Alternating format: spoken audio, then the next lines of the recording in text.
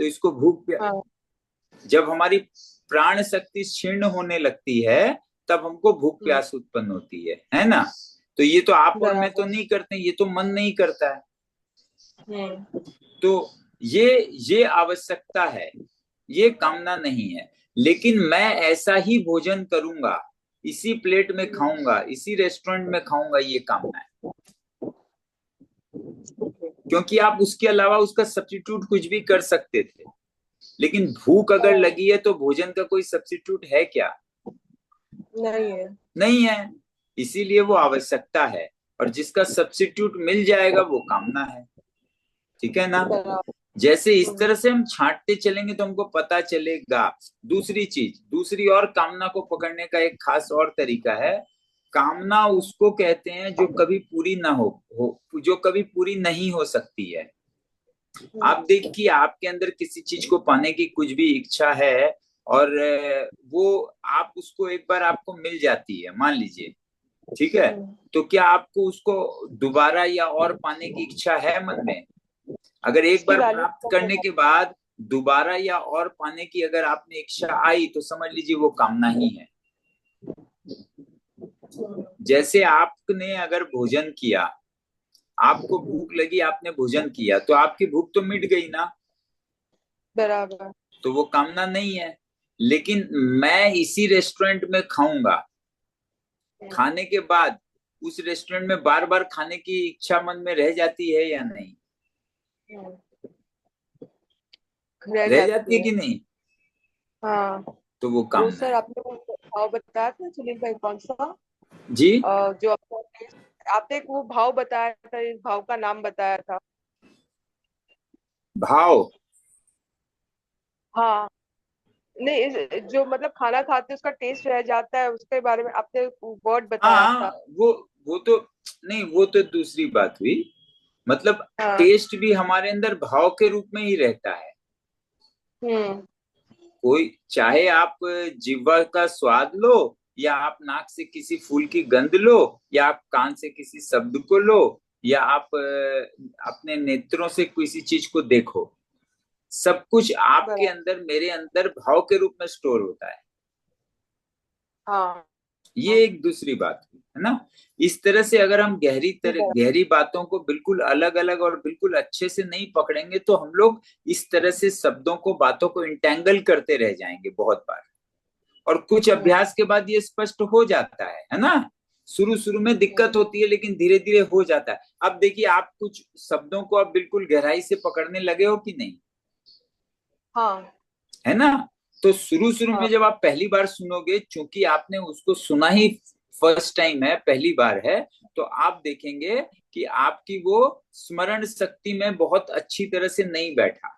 लेकिन दो बार, तीन बार, चार बार अभ्यास करने के बाद धीरे धीरे वो बैठने लगता है। और जब कुछ शब्द बैठने लगते हैं तो वो अगल बगल के दूसरे शब्दों को भी स्पष्ट कर देते हैं। जैसे आप साधारणतः देखेंगे, अगर हम राग, कामना और आसक्ति कहें तो साधारणतः मनुष्य तीनों को एक समझ लेगा। हम्म। ऑलमोस्ट सेम है। ऐसे सुनने में अलग भी लग रहा है, जब वो इनको डिफाइन करता है, इसके अर्थ को बताता है, तो आप देखेंगे अक्सर एक ही बात बोल जाता है। हम्म। लेकिन तीनों में फर्क है ना। जब इन सब बराबर। राग, कामना और आसक्ति को अगर हम बहुत अच्छे से नहीं समझेंगे तो हमको निष्काम का अर्थ नहीं समझ में आएगा। कामना का विपरीत है निष्काम, है ना। कर्म करना पर बिना फल की इच्छा के करना, ये निष्काम कर्म हो गया।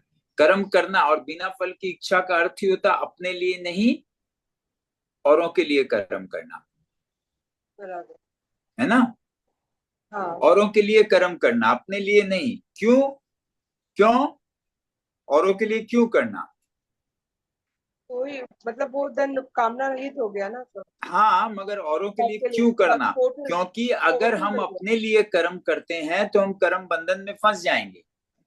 हम्म। और अगर हम कर्म सबके लिए करते हैं तो हम कभी भी कर्म बंधन में नहीं फंसेंगे। कितना आसान है। हाँ। कितना आसान है। ये है गीता का कर्म योग। बराबर। ये है गीता का कर्म योग, कितना आसान है। देखिए, और न नहीं समझ के इसी में हजारों तरह की बातें जोड़ देने की वजह से इसको परफॉर्म करने में हमको कितनी तकलीफ होती है। हम बात स्पष्ट रूप से समझ ही नहीं पाते हैं। कहीं कोई नाम जप का बात शुरू करता है, कहीं किसका शुरू करता है, कहीं कुछ आ जाता है, कहीं कुछ आ जाता है, तो हम कर नहीं पाते हैं। अब ये कितना स्पष्ट है, क्यों? क्योंकि अब आप देखिए, अब इस बात को बड़ा गहराई से समझ लीजिए। हमको सबके लिए कर्म क्यों करना है?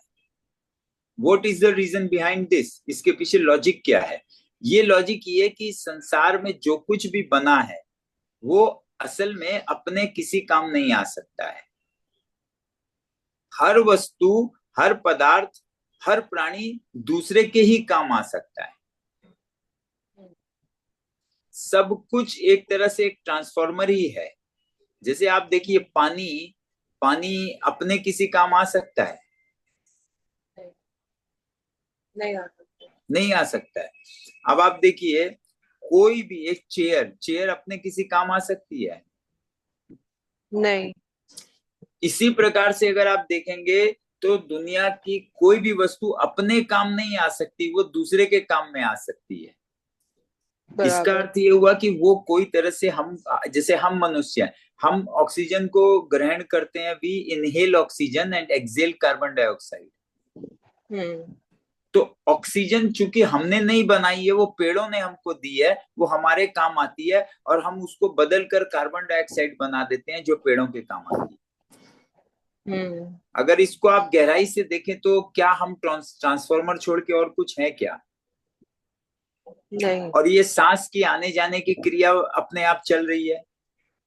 बराबर। इसमें हमने कुछ किया, हमको कुछ करना है? नहीं नहीं।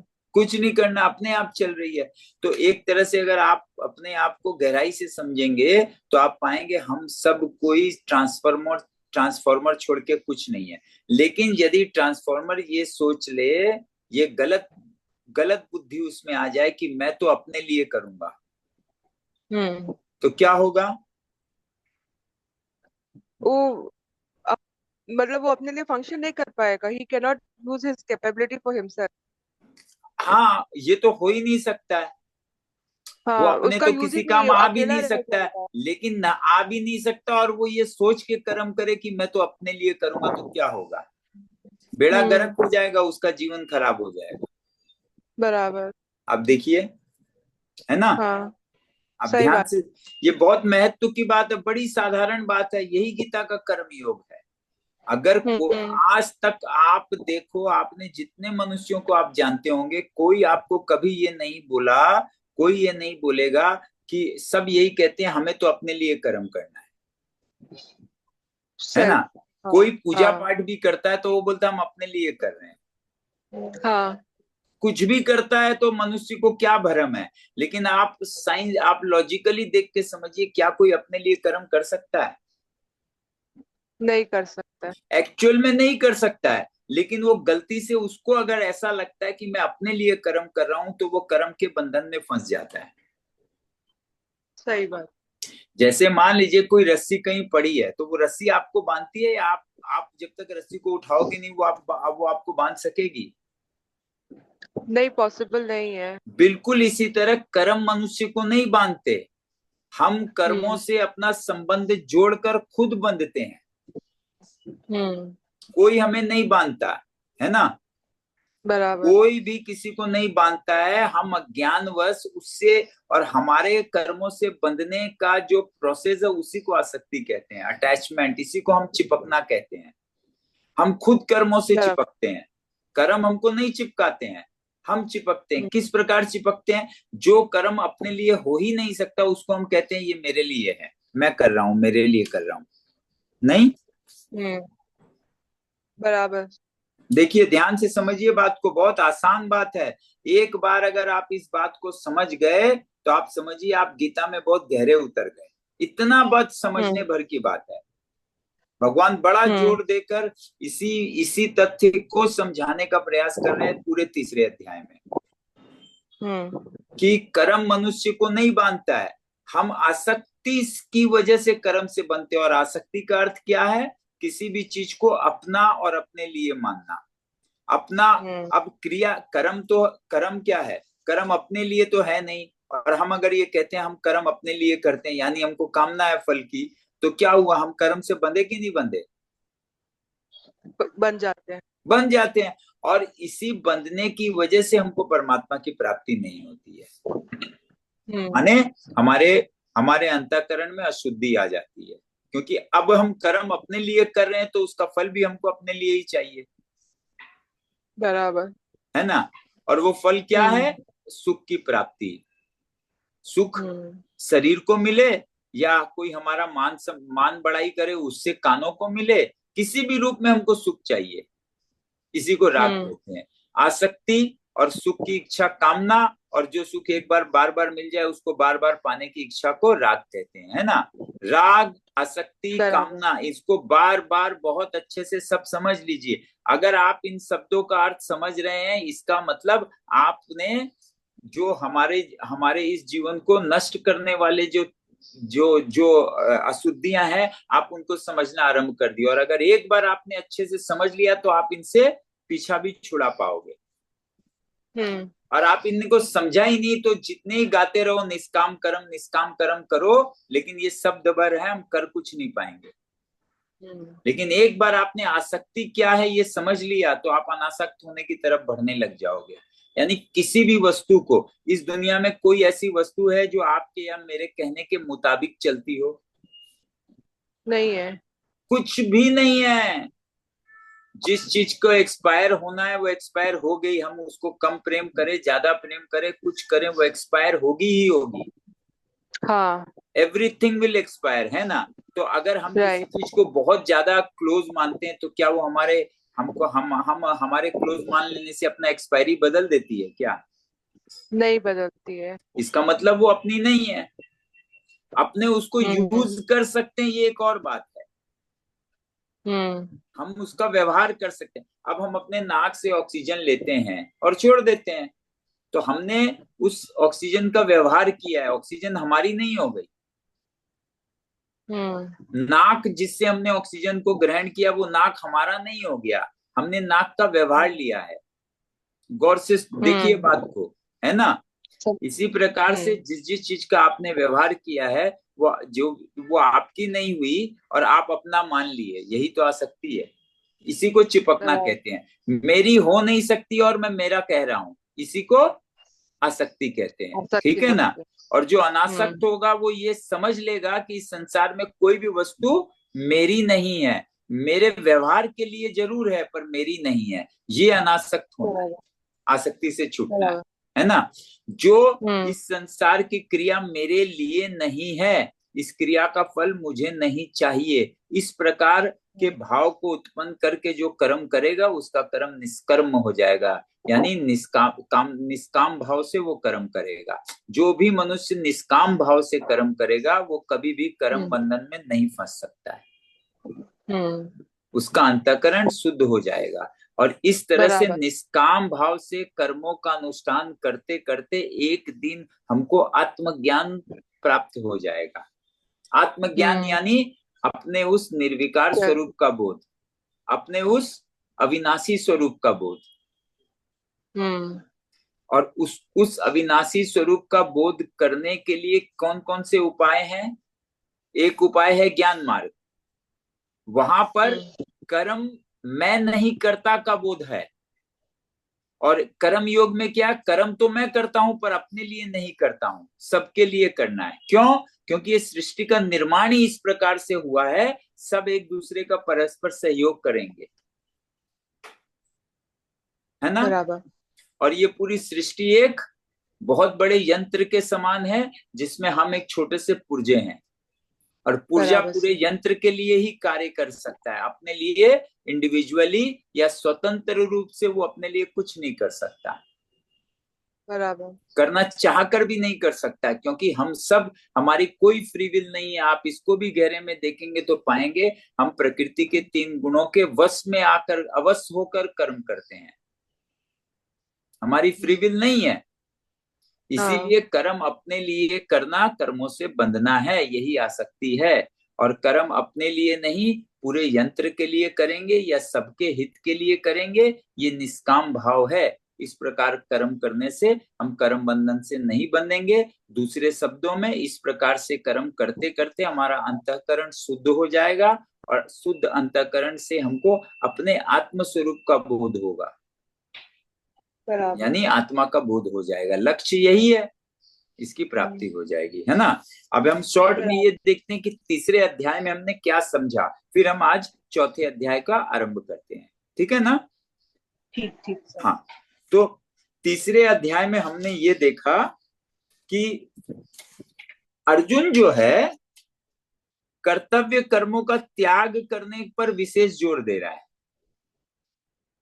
किस पे जोर दे रहा है? कर्तव्य कर्मों को करने के त्याग पर विशेष जोर दे रहा है। कि भगवान से कहता है कि एक तरफ तो आप कहते हो ज्ञान का मार्ग श्रेष्ठ है, और तो आप मेरे को घोर युद्ध में क्यों लगाते हो? वो कर्म करने को घोर युद्ध समझ रहा है, क्यों? और घोर युद्ध, सिर्फ युद्ध करने के लिए भगवान गीता में कह रहे हैं। इसका ये अर्थ हुआ कि जैसे आप किसी एक स्टोर में जाओ, वहां सिर्फ लेडीज गारमेंट्स है, तो बाहर जितनी भी डमी होंगे सब में, डमियों में क्या है, सिर्फ लेडीज गारमेंट्स लगाए जाएंगे। उसी प्रकार से अर्जुन एक क्षत्रिय है और भगवान यहाँ पर कर्तव्य कर्मों को करने के लिए कह रहे हैं, तो वो उस अर्जुन रूपी क्षत्रिय के लिए कह रहे हैं। अगर आपके और मेरे लिए कहेंगे तो कुछ और भी कह सकते हैं, लेकिन हमको उस डमी से समझ लेना है कि एक क्षत्रिय के लिए उसके कर्तव्य कर्म ये है जिसको भगवान करने के लिए कह रहे हैं, वो युद्ध रूपी उसका कर्तव्य कर्म है। वैसे ही अगर हमारा स्वभाव वैश्य का है, शूद्र का है या ब्राह्मण का है, तो हमारे कर्म कुछ और होंगे, वो और बात है। लेकिन अपने कर्तव्य कर्मों का पालन करने के लिए भगवान कह रहे हैं, और अर्जुन अपने कर्तव्य कर्म को घोर युद्ध समझ रहा है ना। और वो उसको घोर युद्ध समझकर उससे पीछा छुड़ाने के लिए ये कहता है ज्ञान का मार्ग ज्यादा श्रेष्ठ है, और उसका अपने कर्तव्य कर्मों का त्याग करने पर विशेष जोर है। इसीलिए तीसरे अध्याय में भगवान ने कर्तव्य कर्मों को करने की आवश्यकता पर विशेष जोर दिया है। किस पर जोर दिया? कर्तव्य कर्मों को करने की जरूरत यानी आवश्यकता पर विशेष जोर दिया है। और कर्मयोग क्या है जो तीसरे अध्याय में बताया गया है? कर्म योग का अब अलग अलग जो भी नाम है सब समझ लीजिए, जिससे कभी कंफ्यूजन ना हो, है ना। कर्म योग में कर्तव्य कर्मों का पालन निष्काम भाव पूर्वक यानी परहितार्थ करने से, बात को समझिएगा, यहाँ शब्दों को बिल्कुल तोड़ तोड़ के समझिए। क्या है कि कर्म योग में कर्तव्य कर्मों का पालन, ठीक, निष्काम कर्म योग में कर्तव्य कर्मों का पालन निष्काम भाव पूर्वक परहितार्थ, मतलब सब सर्वहित रहता सबके हित में करने से हमको समबुद्धि की प्राप्ति होगी। समबुद्धि की प्राप्ति यानी अंतःकरण की शुद्धि, यानी हमारे अंदर बुद्धि जो है वो समता को प्राप्त हो जाएगी, जिसको भगवान स्थित प्रज्ञ भी कहते हैं, ठीक है ना। बुद्धि का समता को प्राप्त होना। अभी हमारी बुद्धि असम है, हमको कुछ राग भी है, द्वेष भी है, और सम बुद्धि जिसकी होती है वो राग द्वेष से पूरी तरह से छूट जाता है, जिसमें ममता पूरी तरह से चली जाती है ना, आसक्ति पूरी तरह से चली जाती है, वो समबुद्धि है। तो क्या है? कर्म योग में कर्तव्य कर्मों का पालन निष्काम भाव पूर्वक पर हितार्थ, सबके हित में करने से हमको समबुद्धि की प्राप्ति हो जाती है, ठीक है। और गुण विभाग और कर्म विभाग को समझकर हमने तीसरे अध्याय की चर्चा में बहुत अच्छे से गुण विभाग क्या है और कर्म विभाग क्या है इसको अच्छे से समझा है। और गहराई में समझना है तो आप पिछले वाले में जाके देखिए, और कोई अगल बगल की बात समझकर इसको फिर से समझना चाहे तो आखिर में पूछिएगा, है ना। तो गुण विभाग और कर्म विभाग को समझकर, किसको? गुण विभाग और कर्म विभाग को समझकर कर्तव्य कर्मों का पालन करने से समबुद्धि यानी आत्मा का ज्ञान प्राप्त हो जाता है। हमारा लक्ष्य क्या है? सारे भय, चिंता, शोक, विषाद, राग, द्वेष से मुक्ति। और ये पूर्णतः कब, पूरी तरह से कब संभव है? जब हमें आत्मा का ज्ञान हो जाए। और उस आत्मा का ज्ञान प्राप्त करने के दो उपाय भगवान बताते हैं। एक ज्ञान मार्ग है, यानी मैं करता नहीं हूं। और ये ज्ञान मार्ग का अनुष्ठान जो, या ज्ञान मार्ग को कैसे किया जाता है, ये सिर्फ चिंतन के द्वारा होता है। यहाँ कुछ करना नहीं है, ये चिंता करनी है कि मैं शरीर नहीं हूं, मैं मन नहीं हूं, बुद्धि नहीं हूं, मैं कोई क्रिया नहीं हूं, मैं इनसे अलग हूं, मेरा स्वरूप अविनाशी है। इस तरह से चिंतन करते करते उस आत्मज्ञान की प्राप्ति होती है। ये एक तरीका है, लेकिन ये सुनने में सहज लग रहा है और इससे प्राप्ति प्राप्ति जो है वो तत्काल हो जाती है, लेकिन फिर भी ये साधारण तक करने में बहुत मुश्किल है। तो हमारे लिए दूसरा तरीका भी भगवान बताते हैं, वो है कर्म योग। कर्म योग में क्या, कर्म तो मैं कर रहा हूं, लेकिन अपने लिए नहीं, पूरे पूरे सृष्टि चक्र के लिए मुझे कर्म करना है। क्योंकि इस सृष्टि चक्र की रचना जो की गई थी वो यज्ञ की भावना से की गई थी। यज्ञ माने, यज्ञ का अर्थ ही होता है जहां अपने पास जो कुछ भी हो, जो कुछ भी अपने को प्राप्त हो, वो सबके हित में उसको आहूत कर देना। इस आहुति रूप यज्ञ के रूप में हमको कर्म करना है। उस प्रकार कर्म करने से इस प्रकार निष्काम भाव से कर्म करते रहने से हमारा अंतःकरण शुद्ध हो जाता है, और शुद्ध अंतःकरण के पश्चात हमें आत्मज्ञान प्राप्त हो जाता है। ये है दूसरा तरीका। ठीक है ना। अब जो है, हाँ आप देखेंगे कि तीसरे अध्याय में अर्जुन ने 37वें श्लोक में, 36वें श्लोक में भगवान से पूछा कि इस आत्मज्ञान में मुख्य बाधा क्या है ना। तब यानी वो, उसका प्रश्न ये था कि मनुष्य किसके प्रभाव में आकर या किसके दबाव में आकर मनुष्य जो है, किसके वश में होकर मनुष्य पाप कर्मों को करता है। आज हमने हमने आपने सबने बहुत पाप किए हैं, तो आज थोड़ा ध्यान दे के देखिए, हम दूसरे का तो नहीं, अपना जरूर निरीक्षण कर सकते हैं। अपना निरीक्षण करना ही, इसी को हम क्या कहते हैं, स्वाध्याय कहते हैं। ये बहुत जरूरी है। जब हमने क्या किया, क्यों किया, कैसे किया, क्यों हो रहा है, हमारे उसके पीछे मनसा क्या थी, ये दूसरे को पता नहीं चलेगा, पर अपने आप को जरूर पता चलेगा। क्योंकि मैं हरदम से ये मानता हूं कि फैसला करना हो जब नेकी और बदी का खरा, जब हमको नेकी और बदी, नेकी मतलब अच्छाई और बुराई, वो भी अपनी अच्छाई और बुराई का जब हमको उचित फैसला करना हो, तो फैसला करना हो जब नेकी और बदी का खरा, अपने इस दिल को ही एक अदालत समझो जरा।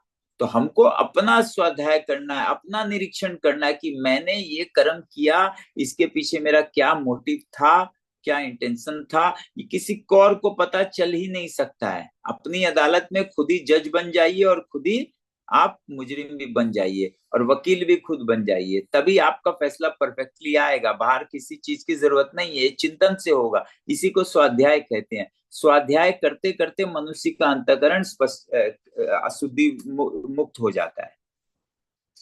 तो क्या हुआ, ये जो आत्मज्ञान में मुख्य बाधा क्या है, ये अर्जुन के पूछने पर भगवान बताते हैं कि मुख्य बाधा रजोगुण से उत्पन्न कामना ही है।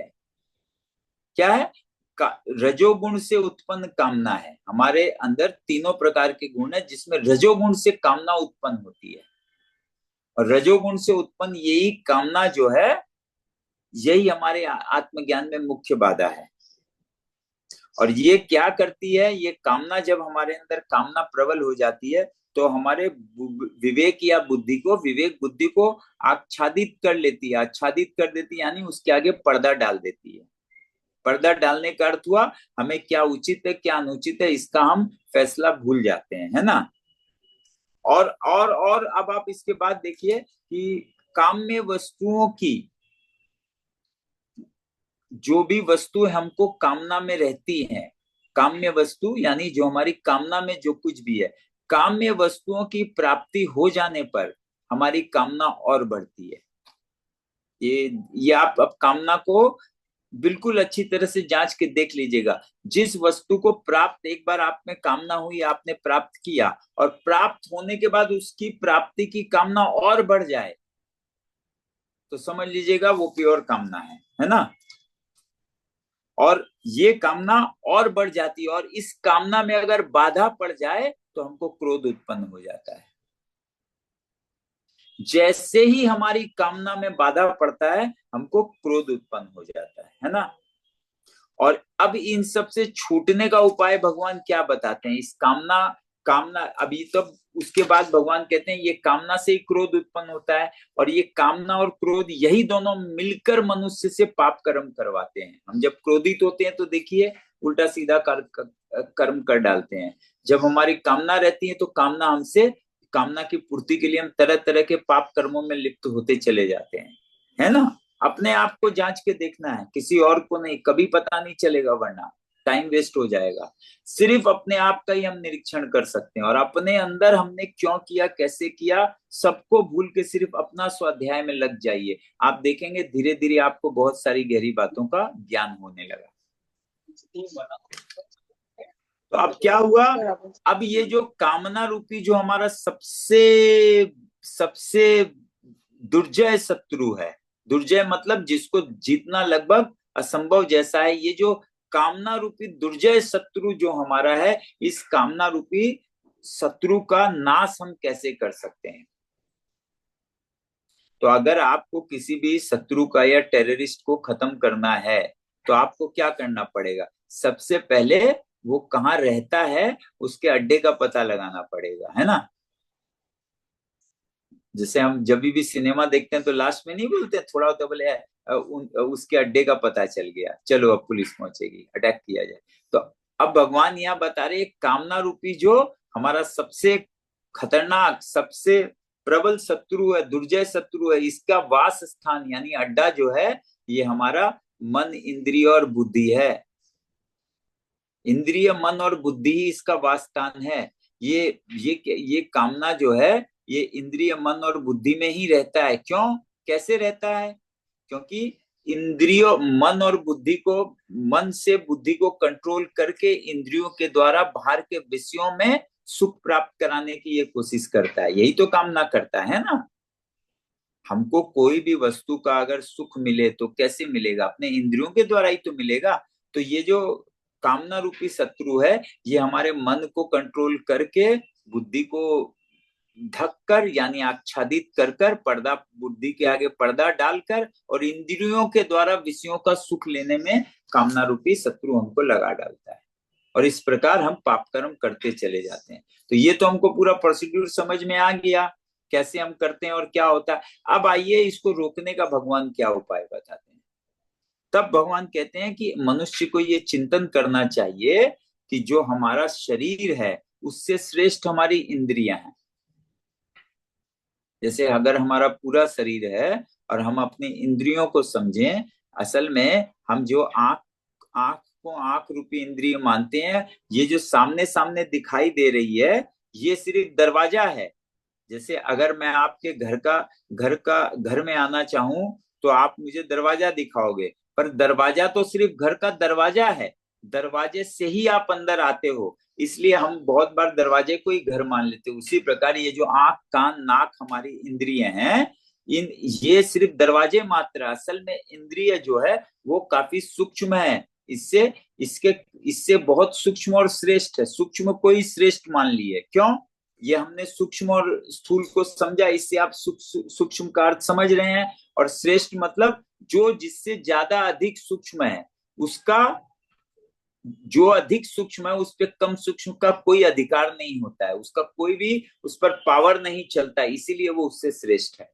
तो अब यहाँ कह रहे हैं भगवान की शरीर जो है वो शरीर से श्रेष्ठ इंद्रिय है, और इंद्रियों से श्रेष्ठ मन है, और मन से श्रेष्ठ बुद्धि है, और बुद्धि से श्रेष्ठ आत्मा है। इस प्रकार आत्मा का चिंतन करते करते करते करते आत्मा में स्थित होकर मनुष्य कामना रूपी अपने दुर्जय शत्रु का नाश कर सकता है। ये है उसका प्रोसीड्यूर, है ना। गीता के अनुसार इंद्रियों को संयमित करने का उपाय है ईश्वर चिंतन। ये आप देखेंगे द्वितीय अध्याय में भी भगवान ने कहा था, हमने भी इसकी चर्चा की थी कि, और हम बार बार कहते भी हैं कि ईश्वर का चिंतन हर बीमारी का इलाज है, यानी महाऔषधि है। महाऔषधि को अंग्रेजी में पेनिसिया कहते हैं, PANECA, पेनिसिया। पेनिसिया यानी महाऔषधि। महाऔषधि यानी एक दवाई जो दुनिया के हर बीमारी में काम आए, उसको महाऔषधि रामबाण। कहते हैं। नहीं, रामबाण नहीं, ये छोटी बात हो गई। रामबाण दूसरा बात हो गया, रामबाण नहीं है जी। महाऔषधि जो है वो है जो एक ही दवाई। रामबाण तो सटीक इलाज को कहते हैं। रामबाण का अर्थ हुआ सटीक इलाज। यहाँ सटीक इलाज की बात नहीं हो रही है, ये दवाई हर बीमारी पे काम करेगी, इसको बोलते हैं महाऔषधि पनेसिया। दूर से सेम लगेगा पर फर्क है। जो एक ही दवाई खाने से, वो क्या दवाई है, वो है ईश्वर का चिंतन। तो आपको, हमको जब कोई कहेगा ईश्वर का चिंतन दवाई है, तो हम ईश्वर का चिंतन कैसे करें? असल में ईश्वर चिंतन शब्द है। ईश्वर का चिंतन यानी आत्मा का चिंतन। लोग जो मंदिर में चले जाते हैं थाल सजा के पूजा करने, वो गहराई से ईश्वर चिंतन नहीं हुआ, वो कामना पूर्ति के लिए ही जाते हैं ज्यादा से ज्यादा लोग। जिसको ईश्वर का चिंतन करना है, वो जहां बैठा वहां बैठकर भी कर सकता है। और मंदिर थाल सजा के जाना कोई बुरा बात नहीं है, लेकिन वो कोई और पर्पज है। और आत्मा ईश्वर का चिंतन शुरू में कोई कर ही नहीं पाएगा। आप टोटल को कैसे जानेंगे? आप अपने कमरे के खालिस्तान का आपको ज्ञान नहीं है, आप पूरे ब्रह्मांड के खालिस्तान के बारे में कैसे कल्पना कर सकते हो? कर ही नहीं सकते हो। तो आपको पहले जहां हो अपना निरीक्षण करना होगा, यानी खुद को न जाना तो खुदा को कैसे जाना। अगर हम अपने स्वयं का निरीक्षण नहीं करें, स्वयं को न जाने, यानी आत्मा को न जाने, तो परमात्मा को कैसे जान सकते हैं? बिना आत्मा को जाने डायरेक्टली कोई परमात्मा का बात करे तो वो पॉसिबल नहीं है, नहीं हो पाएगा। इसीलिए असल में गीता जब कहती है ईश्वर का चिंतन, तो उसका आरंभ होता है आत्मा के चिंतन से। आत्मा का चिंतन यानी उस अविनाशी स्वरूप का चिंतन जो किसी भी क्रिया में लिप्त नहीं है, जो कोई क्रिया करता ही नहीं है। इस प्रकार से आत्मा तक पहुंचना हमारे जीवन का लक्ष्य है। जो हम साधक है, हम जो गीता, और गीता हमको वहीं तक ले जाना चाहती है। उसके लिए दो रास्ते बताए, हम दूसरे वाले रास्ते पे गौर कर रहे हैं, जिसको भगवान कर्म योग यानी निष्काम कर्म योग कहते हैं। अभी चौथे अध्याय में बार बार भगवान योग की शिक्षा कहेंगे, योग की शिक्षा कहेंगे। तो इससे स्पष्ट समझ जाइए, ये जो पूरा प्रोसीड्यूर हम समझ रहे हैं, निष्काम भाव से किस प्रकार कर्म करना, निष्काम भाव से कर्म करने का क्या महत्व है, उससे हमको एक दिन निष्काम भाव से कर्म करते करते, यानी अंतःकरण को शुद्ध करते करते करते करते एक दिन हमको आत्मज्ञान उपलब्ध हो जाएगा, इसकी प्राप्ति होगी। तो इस निष्काम भाव से कर्म को करने का ही दूसरा नाम कर्म योग है ना। भगवान आगे कहेंगे, इस योग की शिक्षा तो मैंने पहले सूर्य को दी थी। बार बार कहेंगे ये योग बहुत गुणतम रहस्य है, ये बहुत बहुत गहरा रहस्य है, ये बिल्कुल दुर्लभ रहस्य है। तो ये सारा जो जिसकी बात करेंगे, वो किसकी बात करेंगे? ये हम जब जिसको अभी समझ रहे हैं इस पूरे योग को, यानी इस पूरे प्रोसीड्यूर को। योग का अर्थ होता है जो बिना चिपकने, बिना अटैचमेंट के, अनासक्त भाव से जो जैसा है वो अपने स्वरूप का बोध कर लेना, वही योग है। यानी नित्य प्राप्त की प्राप्ति। नित्य प्राप्त क्या है? नित्य प्राप्त का अर्थ हुआ जिससे आपका वियोग संभव ही नहीं है, जिससे आपका, जैसे अगर हम शरीर को नित्य प्राप्त कहें तो बिल्कुल गलत बात हो जाएगी, क्योंकि शरीर से हमारा वियोग निश्चित रूप से होगा, क्योंकि शरीर से हमारा संयोग हुआ है। ये शरीर जिसको हम, जिस शरीर को अभी धारण किए हुए, ये हमको हरदम से प्राप्त नहीं था। किसी दिन ये हमको प्राप्त हुआ और किसी दिन ये हमसे वियोग भी हो जाएगा इसका। इसीलिए नित्य प्राप्त नहीं है। लेकिन आपका और मेरा जो आत्म स्वरूप है वो हमको नित्य प्राप्त है।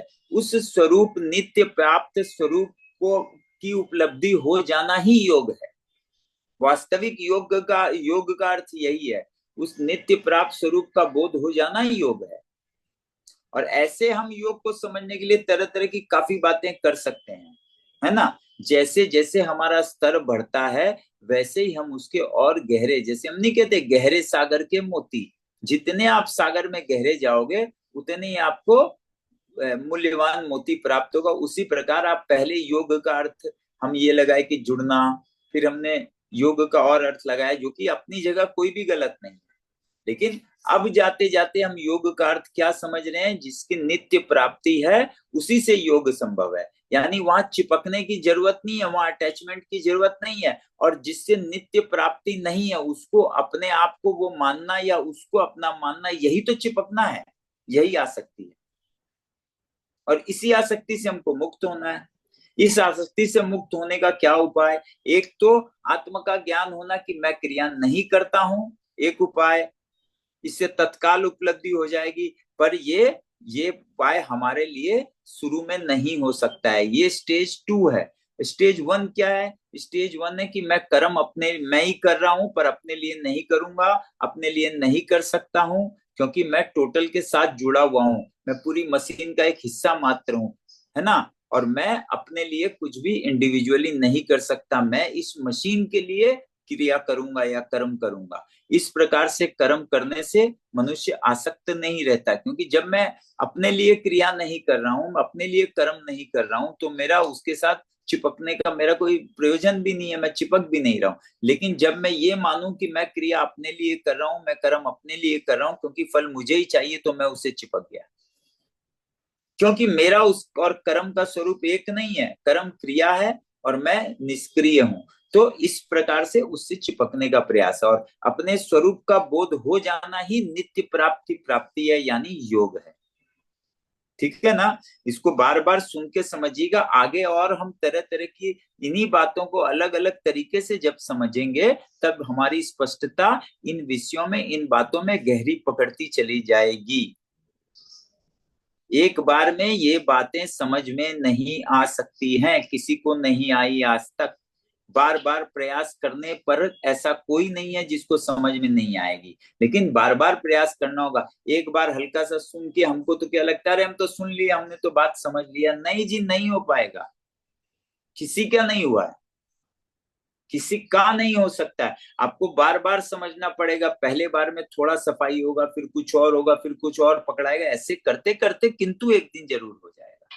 और अगर पहला बार में हल्का फुल्का समझ के हम ये समझ लेंगे हम तो समझ लिया, आगे बढ़े, तो कभी नहीं होने वाला है, क्योंकि इतने आसान भी नहीं है, असंभव भी नहीं है, पर इतना आसान भी नहीं है। इसमें कारण दो तीन है। एक तो हम दिन भर में 7 दिन के अंदर थोड़ी देर के लिए इनको सुनते हैं, फिर लगातार इतने दिन से चल रहा है, क्या लगातार हमने सुना है, फिर बाहर हम जब निकलते हैं तो और कुछ और कुछ और कुछ हमारे अंदर आता है, वो इस पे ओवरलैप भी करते चला जाता है ना। इसीलिए इसीलिए कि एक ही विषय, एक ही बात को काफी बार सुनना पड़ेगा, और बार बार सुनने पर आप अगर ध्यान से सुनोगे तो आप पाओगे पिछली बार आपने उसी बात, उसी वाक्य, उसी बात से जितना समझा था, आज आप उससे कुछ अलग और ज्यादा समझ पा रहे हो। आप करके देखिए, आप अनुभव आपको आता चला जाएगा, है ना। तो क्या हो गया यहाँ पर, इस दुर्जय कौन सा दुर्जय शत्रु है? कामना रूपी जो दुर्जय शत्रु है, इसको मारने का उपाय क्या है? इसको मारने का उपाय है कि शरीर से श्रेष्ठ इंद्रिय है, क्योंकि इंद्रिय, मन और बुद्धि में ही ये कामना रूपी शत्रु रहता है, और ये इन्हीं के द्वारा हमको विषयों में फंसाता है, विषयों में आसक्त करता है, और यानी कर्मों से आसक्त करता है। एक ही बात हुई। और फिर उसके बाद हम उससे आसक्त कामना से भर कर जब कर्म करते हैं तो हम पाप कर्म कर डालते हैं, है ना। और इसका छूटने का उपाय है कि हम ये समझें कि शरीर से श्रेष्ठ इंद्रिय है, क्योंकि सूक्ष्म है। आपका शरीर जो है वो उससे इंद्रिय ज्यादा सूक्ष्म है, क्योंकि आप अपने शरीर का लोकेशन बता सकते हो, इंद्रियों का लोकेशन नहीं बता सकते हो। यूं आपको समझना होगा, शरीर के अंदर पूरी कहीं पर भी किसी भी इंद्रिय चिक्का है ना। तो इसी प्रकार से इंद्रियों से, इंद्रिय शरीर से सूक्ष्म है, और इंद्रियों से सूक्ष्म जो है वो है मन, और मन से सूक्ष्म है बुद्धि, और बुद्धि से भी सूक्ष्म और श्रेष्ठ आत्मा। इस प्रकार से आत्मा का चिंतन करते रहने से, दूसरे शब्दों में ईश्वर का चिंतन करते रहने से। क्यों आत्मा का चिंतन को ईश्वर का चिंतन कहते हैं? क्योंकि आत्मा का चिंतन करते करते ही आप एक दिन ईश्वर तक पहुंच पाओगे, या ईश्वर यानी परमात्मा तक पहुंच पाओगे। बिना आत्मा का चिंतन किए आप कभी भी परमात्मा तक पहुंच ही नहीं सकते हो। इसीलिए जब ईश्वर का चिंतन कहा जाता है तो उसको स्पष्ट रूप से हमारे अर्ली स्टेज में आप आत्मा का चिंतन समझ लीजिए, है ना।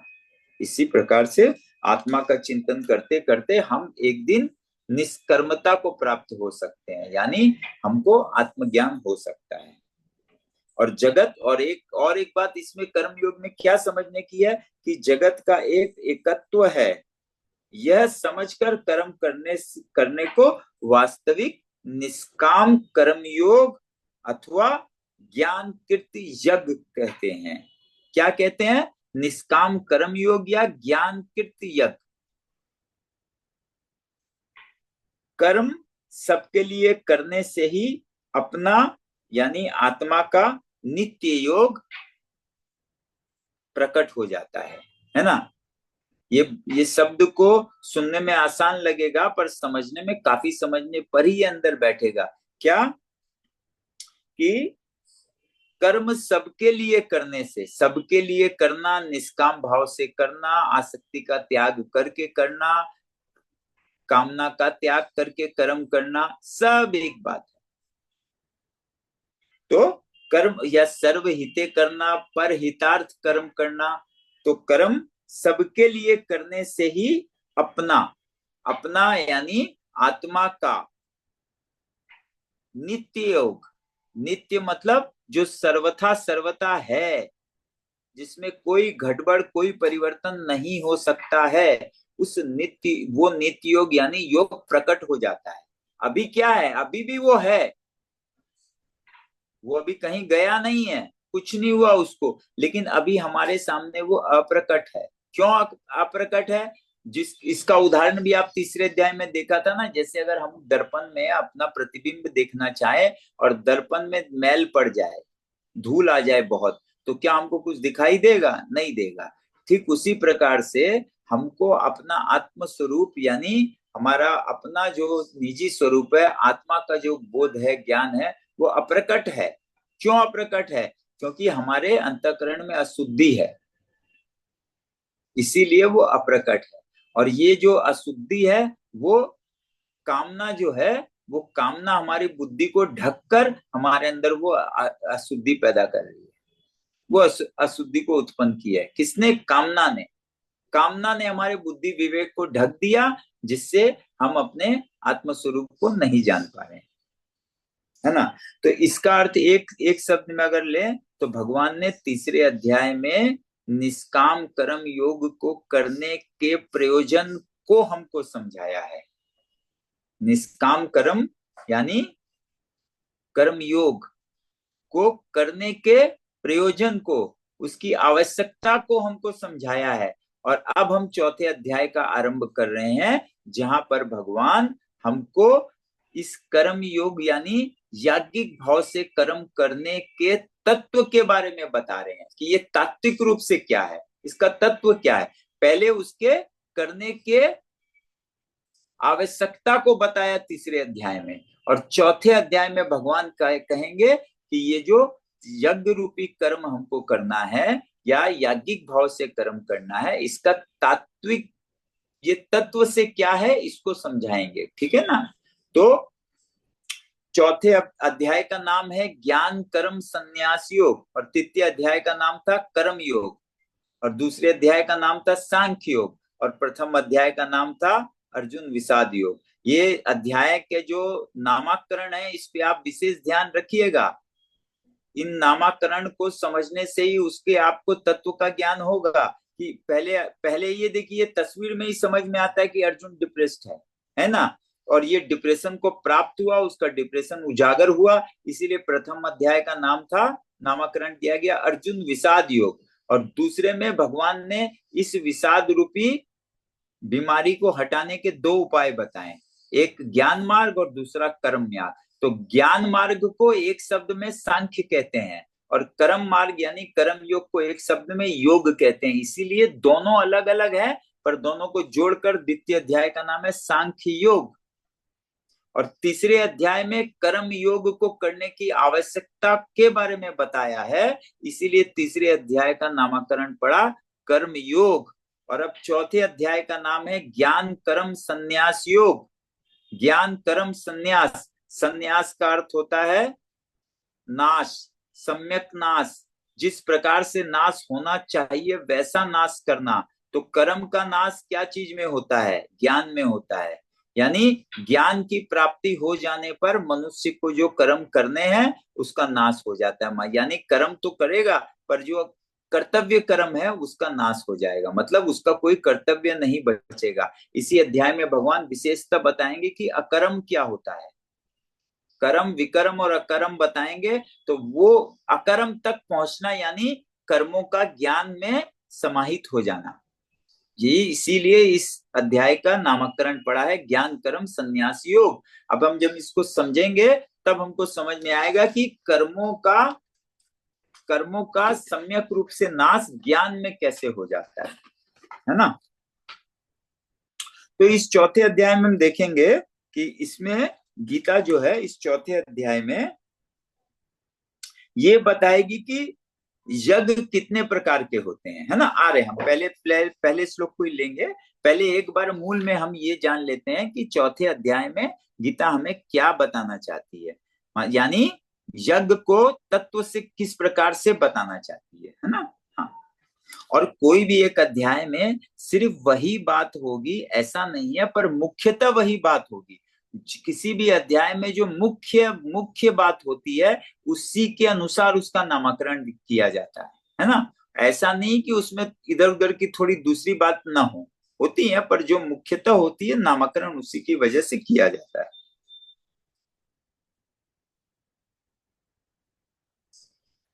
तो चौथे अध्याय में, इस अध्याय में गीता बताएगी कि यज्ञ कितने प्रकार के होते हैं, और सारे यज्ञों से चित्त शुद्धि, जितने भी प्रकार के यज्ञ होते हैं सारे के सारे यज्ञ हमारे चित्त को शुद्ध करने में सहायक होते हैं।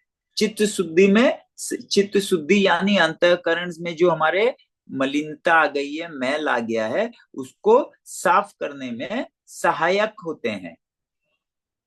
यज्ञ कर लिए तो हो गया ऐसा नहीं है। आप याज्ञिक भाव से कर्म करने से हमारा जो चित्त है वो अशुद्ध चित्त शुद्ध होने लगता है। आगे की अशुद्धि भी नहीं बनती है और पिछली जो अशुद्धि है वो शुद्ध होने लगती है। यानी हमारे अंदर जो मलिनता है, जो हमारे अंदर जो राग द्वेष रूपी जो मलिनता है वो जाने लग जाती है। और जितने प्रकार के भी यज्ञ बताए जाएंगे सब यज्ञ ही उनमें सहायक है। एक मनुष्य एक साथ सारे यज्ञ यज्ञ को नहीं कर सकता है, पर हर मनुष्य अपनी प्रवृत्ति के अनुसार किसी न किसी यज्ञ को करे तो कोई भी यज्ञ उसके चित्त शुद्धि में सहायक बन जाएगा, है ना। और और सारे यज्ञों के अंत में आत्मज्ञान की प्राप्ति होती है। यही बात है कि सारे यज्ञ आत्मज्ञान की प्राप्ति में सहायक हैं। इस प्रकार सारे कर्मों का अंत ज्ञान में है ना। इसी प्रकार सारे कर्मों का अंत जो है वो ज्ञान में है, और इसीलिए इसको ज्ञान कर्म संन्यास योग, और इसका नामकरण ज्ञान कर्म संन्यास योग है ना। और इस ज्ञान के हो जाने पर मनुष्य के प्रारब्ध कर्मों को छोड़कर सारे कर्मों का ध्वंस हो जाता है ना। ये बात आगे जब हम कर्म अकर्म विकर्म समझेंगे तो हम प्रारब्ध कर्म क्या है और हमारे संचित कर्म क्या है इसको समझेंगे, है ना। तो यहाँ पर ये कह रही है गीता कि इस प्रकार का आत्मज्ञान हो जाने पर प्रारब्ध कर्मों को छोड़कर बाकी सारे कर्म जो है वो ध्वंस हो जाते हैं। यानी वो और कर्म जो है उनका बंधन कट जाता है। अभी नए आप नहीं बनाओगे पर पिछले बंधन तो है ना, तो पिछले बंधन भी कट जाएंगे। लेकिन जो प्रारब्ध कर्म बच जाते हैं, हम जब वो आएंगे कर्म अकर्म का विषय तो हम ये प्रारब्ध कर्म और संचित कर्म क्या होते हैं इसको समझेंगे, तब वो बातें एकदम स्पष्ट हो जाएगी। अभी तो हम ये सिर्फ समझ रहे हैं कि इस अध्याय में क्या क्या है। और और फिर क्या होता है, ऐसा ज्ञान पाकर मनुष्य समझ जाता है। जब ये जो आत्मज्ञान प्राप्ति हो जाती है यज्ञों के अनुष्ठान करने से, उस आत्मज्ञान को पाकर मनुष्य ये समझ जाता है कि सारे प्राणियों में ईश्वर है, सारे प्राणियों में ईश्वर है, और ईश्वर में ही सारे प्राणी हैं। दो तरफ से, सारे प्राणियों में ईश्वर है और ईश्वर में ही सारे प्राणी हैं। और और अंत में ये बताया गया है इस चौथे अध्याय में कि सारे संशयों को, संशय मतलब शंका, सारे संशयों को भूलकर ऊपर बताई गई बातों पर श्रद्धा नहीं रखें। सारे संशयों को, शंकाओं को छोड़कर अगर ऊपर बताई गई बातों में श्रद्धा नहीं रखें तो ऐसा दिव्य ज्ञान प्राप्त नहीं हो सकता है। यानी अगर श्रद्धा न हो तो इस प्रकार का दिव्य ज्ञान किसी को प्राप्त नहीं हो सकता। इस दिव्य ज्ञान को प्राप्त करने के लिए श्रद्धा चाहिए ही चाहिए। श्रद्धा का अर्थ क्या होता है?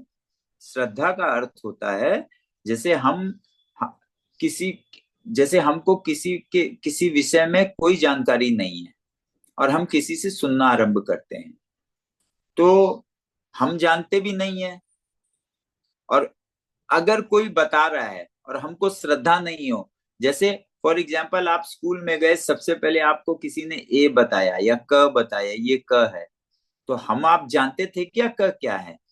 हमको हमने हमने उसको मान लिया ये क है, और हमने ध्यान से सुन के वैसा करना सुना, तो एक दिन हमने क को जान लिया कि क के बाद ख है, क से क्या होता है। लेकिन अगर हमको उस दिन श्रद्धा नहीं होती और हम ये पूछ लेते हम तो जानते ही नहीं है क क्या है, हम क्यों माने आपकी बात, तो क्या हमको कभी ज्ञान हो पाता? उसी प्रकार से अगर श्रद्धा श्रद्धा उसी वस्तु में हो सकती है जिसके बारे में हमको कोई जानकारी नहीं है, और हम पहले मान लें, बिना जाने मान लें, इसी को श्रद्धा कहते हैं। अब आप हमको बताइए, इस संसार में आप तक आपने मैंने जो कुछ भी जाना है, सीखा है, क्या हम पहले जानते थे या पहले हमने माना और तब सीखा है? जो मानेगा वो सीख पाएगा, जो नहीं मानेगा वो नहीं सीखेगा, सीधी सी बात है। इसीलिए यहाँ पे कहा गया है यहाँ पर कि श्रद्धावान लभ्यते ज्ञानम, जिसको श्रद्धा है, ये इस प्रकार का दिव्य ज्ञान बिना श्रद्धा वाले किसी भी मनुष्य को कभी प्राप्त नहीं होगा। इसकी प्राप्ति में श्रद्धा का होना अति अति अति आवश्यक है ना? हाँ, आइए अब हम इस चौथे अध्याय के पहले श्लोक को लेते हैं। हाँ, समय तो है अपने पास, ठीक है।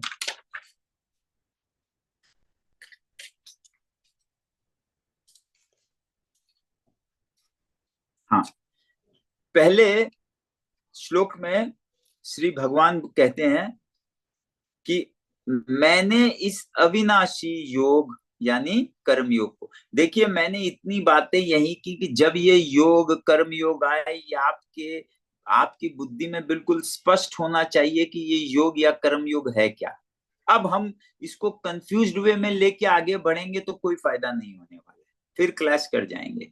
इतनी बातें बार बार, इतनी बार एक ही बात को दोहराने का अर्थ क्या है कि योग और कर्म योग क्या है हम समझ जाएं। निष्काम भाव से कर्म करने की जो विधि है उसी को कर्म योग कहते हैं। आसक्ति का त्याग करके कर्म को, यानी कर्म मैं अपने लिए नहीं कर रहा हूं, पूरे सिस्टम के लिए करना है या पूरी सृष्टि के लिए करना है। मैं एक ट्रांसफॉर्मर मात्र हूं, मुझे प्राप्त हुआ है, मुझे प्राप्त जो कुछ भी प्राप्त हुआ है वो सबके हित में उसको स्वाहा यानी यज्ञ के भाव से लगा देना है। इस प्रकार से कर्म करने को, इस प्रकार से कर्म करने की विधि को कर्म योग कहते हैं, ठीक है ना? तो भगवान कहने मैंने ये अविनाशी, ये जो कर्म योग को जानना है या ये कर्म योग है, ये अविनाशी है। इस अविनाशी, इसका नाश नहीं होगा कभी, इस योग का नाश नहीं हो सकता है, इसीलिए इसको अविनाशी का, आत्मा को भी अविनाशी का है। यानी ये योग क्या है? ये आत्मा से ही जुड़ने का योग है। क्योंकि आत्मा अविनाशी है तो उसको प्राप्त करने का जो तरीका है वो भी अविनाशी है, क्योंकि ये तो होगा, ये तो हुआ ही है, सिर्फ मलिनता आ जाने की वजह से ये अप्रकट है हमारे सामने, इसी को विस्मृति कहते हैं। हमको इसकी स्मृति जो है यानी इसकी याददाश्त हमारी चली गई, ये हम ये हमको विस्मृत हो गया है, हम इसको भूल बैठे हैं। तो जो मलिनता है उसको हटाने से ये प्रकट हो जाएगा। इसीलिए ये जो योग है ये अविनाशी है, इसका नाश नहीं हुआ, सिर्फ पर्दा आया है। एक तो किसी वस्तु का नाश हो जाना और एक किसी एक वस्तु के आगे पर्दा पड़ जाना। पर्दा पड़ने से पीछे रखी हुई वस्तु का नाश नहीं हुआ, वो खत्म नहीं हुई, चली नहीं गई, लेकिन पर्दा पड़ने की वजह से हम नहीं जान पा रहे हैं। उसी प्रकार इसीलिए ये जो योग है यानी आत्मा को जानने का जो प्रोसीड्यूर है, क्योंकि आत्मा अविनाशी है, तो वो प्रोसीड्यूर भी, वो तरीका भी, वो विधि भी अविनाशी है, इसीलिए ये अविनाशी हुआ। तो भगवान कह रहे हैं मैंने इस अविनाशी योग को सूर्य से कहा था, मैंने इस अविनाशी योग को सूर्य से कहा था। सूर्य यानी सूर्य का और एक नाम है विवस्त, विवस्त है, विवस्त से, विवस्ते, विवस्त से कहा था। और विवस्त ने यानी सूर्य ने अपने पुत्र मनु से कहा था। तो मनु आपने सूर्य तो समझ लिए, अब आप मनु, मनु तो आप जानते होंगे कि ये जो हमारा एक, ये जो हमारा जो हमारे जो जो ये कल्प चल रहा है, यानी ये जो हम जिसको चतुर्युगी कहते हैं, 4 युग मिलाकर, है ना, ये 4 युग मिलाकर 1000, इस 4 युग मिलाकर एक चतुर्युगी है, और 1000 चतुर्युगी का एक कल्प होता है, ठीक है। तो और एक कल्प में 71 71 मनु होते हैं। और चलिए ये तो पुराण की बातें हैं, तो अभी इससे इसका बहुत गहरा संबंध नहीं निकलेगा, पर मनु क्या है ये समझ लीजिए। मनु एक तरह से समझ लीजिए कि एक सबसे पहला मनुष्य है जो अपने आप उत्पन्न हुआ है, और फिर उस मनुष्य से बाकी मनुष्य उत्पन्न होते हैं, यानी ये स्वयंभू है। और इस मनु से, जैसे हमने सुना होगा मनु शत्रुपा, है ना, मनु और शत्रुपा, उसी प्रकार से ये जो सृष्टि है, ये सृष्टि के आरंभ में मनु उत्पन्न हुए, और सूर्य ने मनु, क्योंकि उत्पन्न हुए तो सूर्य, जो कुछ भी यहाँ संसार में उत्पन्न हुआ है वो सूर्य से ही उत्पन्न हुआ है, इसीलिए सूर्य से जो भी उत्पन्न हुए मनु, तो वो सूर्य के पुत्र हुए। इसलिए एक तरह से भगवान ने सूर्य को कहा, सूर्य ने अपने पुत्र मनु से कहा, और मनु ने राजा इक्ष्वाकु से कहा। मनु के अनेक पुत्र थे, जिसमें पहले पुत्र का नाम इक्ष्वाकु है, तो उन्होंने इक्ष्वाकु से कहा, है ना। तो ये पहले अध्याय का सब बातें हमको स्पष्ट हो गई, ठीक है। अच्छा, यहाँ पर एक बात आप और हम गौर कर लेते हैं कि देखिए ये सृष्टि की उत्पत्ति में सर्वप्रथम सूर्य का ही उदय हुआ, ये बिल्कुल स्पष्ट बात है। इस सृष्टि की उत्पत्ति में सबसे पहले सूर्य का ही उदय हुआ। और अगर किसी को ये कर्म योग माने इस किस प्रकार से कर्मों को परफॉर्म करना, या कर्मों को परफॉर्म करने की विधि जिससे मनुष्य कर्म बंधन में न फंसे, इसको सबसे पहले किसको बताया जाना चाहिए? जो सबसे पहले उत्पन्न हुआ। इसीलिए भगवान ने सूर्य को कहा, क्योंकि सूर्य भी भगवान से ही उत्पन्न हुए, इसलिए सबसे पहले उन्होंने इसको ही कहा, है ना।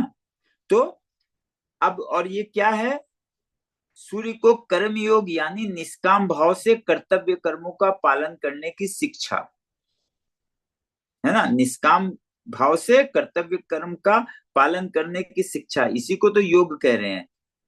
अब यानी ये कौन देगा? जिसने उसको उत्पन्न किया, तो सूर्य को भगवान ने उत्पन्न किया, इसीलिए भगवान ने सूर्य को ये ज्ञान दिया सबसे पहले। अच्छा, सूर्य जो है वो निष्काम भाव से, निष्काम, निर्मम और अनासक्त होकर अपना कर्तव्य कर्म किए जा रहा है। देखिए हमारे सामने है बिल्कुल, हम अनासक्त, निर्मम, निर्मम यानी ममता का नहीं होना, ममता रहित को निर्मम बोलते हैं। निर्मम, जैसे हम तो निर्मम को खराब समझते हैं असल में, साधारण भाषा में, पर शास्त्रों की भाषा में हमको निर्मम होना चाहिए। ममता का होना यानी किसी वस्तु, ममता मतलब हम जब किसी वस्तु को मेरा कहते हैं, ये हमारा ममत्व होता है, ये ममता होती है। और मेरा नहीं समझना, मेरा नहीं कहना, मेरा नहीं मानना, ये निर्मम होना होता है।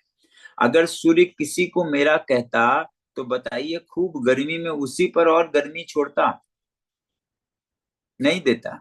लेकिन सूर्य निर्मम है, उसको किसी से ममता नहीं है। सूर्य जो है वो क्या है? निष्काम भाव, निष्काम है। उसको बदले में कुछ नहीं चाहिए। वो निष्काम भाव से अपनी किरण जो है वो सबको प्रदान कर रहा है, और निर्ममता से प्रदान कर रहा है, और अनासक्त होकर कर रहा है। किसी को मेरा या मेरे लिए मानकर सूर्य की किरण नहीं पड़ती है ना। तो इससे हम साफ समझ सकते हैं कि सूर्य निष्काम, निर्मम और अनासक्त होकर अपना कर्तव्य कर्म किए जाता है। यह योग सदा से है। इस प्रकार की जो विधि है, जब सूर्य से ये आरंभ हुई, और सूर्य देखिए तब से अब तक इसी तरह परफॉर्म कर रहे हैं, तो ये तब से अब तक है, इसीलिए इसको अविनाशी कहते हैं, है ना। इसका नाश नहीं हो पाएगा, क्योंकि ये एकदम आरंभ से है, आदि से है। इसीलिए कहते हैं ये योग सदा से है। अतः अब आप देखिए कि अतः सूर्य को जो योग शिक्षा प्राप्त होगी, सूर्य ने जो भी योग शिक्षा प्राप्त की होगी, वह बाकी प्राणियों को भी स्वतः प्राप्त हो जाएगी। बाकी सब प्राणियों जैसे आपको मुझको भी ये शिक्षा स्वतः प्राप्त हो जाएगी, यही अवधारणा थी। इसीलिए पहले सूर्य को ये बताया गया, है ना। अच्छा, शास्त्रों में सूर्य का एक नाम है जिसको हम सविता भी कहते हैं, है ना। सवितुर, सविता सूर्य का एक शास्त्रीय नाम है। हमारे शास्त्रों में सूर्य को सविता भी कहते हैं, और सविता का अर्थ होता है उत्पन्न करने वाला, जो उत्पन्न करता है ना। तो क्या हुआ, सब क्रियाओं को, जो भी क्रिया है, और सब कुछ सूर्य से उत्पन्न है, तो सब क्रियाओं और पदार्थों में राग होने से, अर्थात उनके साथ अपना संबंध मान लेने से कर्मयोग नहीं हो पाता। क्रियाओं और पदार्थों में राग होने से, राग होने का अर्थ हुआ अपना या अपने लिए मान लेने से, यानी अपना संबंध मान लेने से ये कर्मयोग नहीं हो पाता, है ना। यही कर्मयोग में बाधा है। आइए अब द्वितीय अध्याय, द्वितीय श्लोक देखते हैं, है ना। हे परंतप, इस तरह परंपरा से प्राप्त इस कर्मयोग को रजस्रियों ने जाना। परंपरा जैसे भगवान ने सूर्य को ये ज्ञान दिया, सूर्य ने मनु को दिया, मनु ने इक्ष्वाकु को दिया, इक्ष्वाकु से उसकी लिनियज में प्राप्त होता रहा। यानी इस प्रकार से किसी भी चीज को प्राप्त होने को हम परंपरा से प्राप्त होना कह सकते हैं। और ये कर्मयोग का जो शिक्षा है, कर्मयोग की जो विधि है, इसको इस प्रकार से इक्ष्वाकु के बाद बाकी रजस्रियों ने जाना। अब यहाँ पे राजस्रियों क्यों कहा गया है? राजा और ऋषि दोनों कंबाइंड होने पर, यानी जो राजा राज्य तो करता है, पर सिर्फ और सिर्फ प्रजा के हित के लिए करता है, अपने स्वार्थ के लिए नहीं। प्रजा को पालने के लिए जो राजा राज्य करता है, उसको राजश्री कहते हैं। और अर्जुन चूंकि एक राजा है, एक क्षत्रिय है, इसीलिए भगवान उसको ये उदाहरण पेश कर रहे हैं कि तुमको भी उन रजस्रियों की तरह ही अपना कर्मयोग रूपी कर्तव्य कर्म करना चाहिए, है ना। और यहाँ पर कह रहे हैं कि परंपरा से प्राप्त इस कर्मयोग को रजस्रियों ने जाना। सूर्य से मनु, मनु से इक्ष्वाकु, इक्ष्वाकु से बाकी राजाओं ने, और जिसने जानकर प्रजा के हित के लिए राज्य किया, प्रजा की सेवा के भाव से राज्य किया, प्रजा को सुख प्रदान करने के लिए, अपना सुख के लिए नहीं, अपने ऐश्वर्य के लिए नहीं, अपने सुख के लिए नहीं, प्रजा के सुख के लिए जिसने राज्य किया वो सब राजश्री कहलाए। उन राजश्रियों ने इसको इस परंपरा से प्राप्त किया और इसको अनुष्ठान करते रहे, लेकिन बहुत समय बीत जाने के कारण वह योग इस मनुष्य लोक में लुप्त प्राय हो गया। लेकिन जिस वक्त भगवान अर्जुन को ये कह रहे हैं, उस समय भगवान स्पष्ट रूप से कह रहे हैं कि उस उस काल और इस काल में बहुत लंबा समय बीत चुका है, और दीर्घ काल बीत जाने पर धीरे धीरे धीरे धीरे ये कर्म योग रूपी जो ज्ञान है, ये जो विधि है, ये धीरे धीरे लुप्त प्राय हो गई, लुप्त सी हो गई। पूरी तरह लुप्त नहीं हो सकती, क्योंकि भगवान ने पहले इसको अविनाशी कह दिया। आत्मा का स्मरण आपको हो न हो, पर आत्मा लुप्त नहीं हो सकती है। बिना आत्मा बिना चेतना के तो कुछ भी संभव नहीं है, तो वो लुप्त तो नहीं हुई, लेकिन हमारे सामने प्रकट भी नहीं है, अप्रकट है। और ज्यादा से ज्यादा मनुष्य, ज्यादा से ज्यादा प्राणी जीवन को प्राप्त करते हैं और मृत्यु को प्राप्त हो जाते हैं, लेकिन उनके आगे कभी भी आत्मज्ञान, आत्मा का स्वरूप प्रकट ही नहीं होता है। अप्रकट रहते रहते हम मर जाते हैं, लेकिन अप्रकट रहते रहते मर गए, इसका अर्थ ये नहीं हुआ कि वो नहीं है, क्योंकि वो तो अविनाशी है, उसके नहीं होने का कोई प्रश्न नहीं उठता है। जैसे अगर मैं आपको कहूं कि आपको अगर खालिस्तान का बोध नहीं है, तो क्या खालिस्तान नहीं होगा क्या? सीधी सी बात है, बिना खालिस्तान के कोई गति हो ही नहीं सकती है। हर गति सिर्फ खालिस्तान में ही होती है ना? क्योंकि हमने इस खालिस्तान को बहुत अच्छे से समझा, तो जहां जहां जरूरत पड़ेगी हम इस डमी का यूज कर सकते हैं। उसको अगर शुरू में इतने गौर से हमने नहीं समझा होता, तो अभी फिर मुझे पूरा शुरू से सारा खालिस्तान के विषय में बताना पड़ेगा। पर जिन जिन ने पहले समझा, अब आप देखिए कितने काम आएगी। इन गहरी बातों को अगर हम वैसा उदाहरण नहीं पेश करें, तो हमारी जो बुद्धि है, हमारी जो स्मृति है, वो इसको ग्रहण ही नहीं करेगी, ऊपर से निकल जाएगी बात। लेकिन आप खालिस्तान वाला उदाहरण ले आइए तो बैठ जाएगी, तो है ना? तो खालिस्तान का अनुभव हमको न भी हो, तो क्या कोई भी गति, कोई भी परिवर्तन, कोई भी वस्तु बिना खालिस्तान के हो सकती है? नहीं हो सकती है ना? और लेकिन धीरे धीरे वक्त बीत जाने पर आप देखेंगे कि इस संसार में कितने लोगों को खालिस्तान का ज्ञान है। किसने कभी ये चर्चा भी की है इस प्रकार से? नहीं की। क्यों? क्योंकि वो जो ज्ञान था वो धीरे धीरे धीरे धीरे लुप्त प्राय हो गया। आप आत्मा है ऐसा बोलने वाले आपको बहुत लोग मिल जाएंगे, पर कितने लोग हैं जो आत्मा का अनुभव करके बैठे हैं? इस विषय में कितने लोग हैं जो बात करते हैं? जबकि एक भी प्राणी बिना आत्मा के होगा क्या? नहीं होगा। फिर भी तो धीरे धीरे आप देखिए ना, आपके सामने लुप्त प्राय हो गया। और क्या क्या लुप्त प्राय हो गया, जिससे हम भूल धारणाओं में पड़े, जो स्पष्टता का हमको ज्ञान नहीं। आज आप एक और देखिए, गहरा विषय जो हमसे लुप्त प्राय हो गया, वो ये है कि आपको और मुझे आज आज आज अभी के अभी जिस भी वस्तु का ज्ञान है, जिस किसी भी वस्तु, किसी भी पदार्थ का अगर ज्ञान है, बोध है, तो आप जान लीजिए कि वो सब सापेक्ष है, रिलेटिव है। अभी इस समय हमारा बुद्धि की जो स्थिति है, बिना सापेक्षता के, बिना रिलेटिविटी के हमको किसी भी वस्तु का ज्ञान ही नहीं हो सकता है। उदाहरण के तौर पे अगर मैं आपसे कहूं कि एक डायरी है, तो आपको तुरंत समझना होगा कि कितना स्थान ली हुई है, कहां पर है वो डायरी। तो गहराई में उस डायरी को जानने के लिए आपको स्थान को जानना पड़ेगा, या इसको अंग्रेजी में सीधे सीधे कह सकते हैं, no things without space and no space without things. ये आपस में रिलेटिव है, सापेक्ष हैं। और एक उदाहरण से समझिए कि अगर आपसे कोई कहे कि कल एक गाड़ी की दुर्घटना हो गई, तो आप तुरंत पूछोगे कहाँ, कब? जब तक आपको कहाँ कब नहीं बताया जाए, इस बात का कोई महत्व नहीं है। और इसी प्रकार से आप देखेंगे, जैसे आप कहो कि मैं एक स्टूडेंट हूं, तो स्टूडेंट हूं तो मतलब बिना टीचर के कोई स्टूडेंट नहीं हो सकता और बिना स्टूडेंट के कोई टीचर नहीं हो सकता।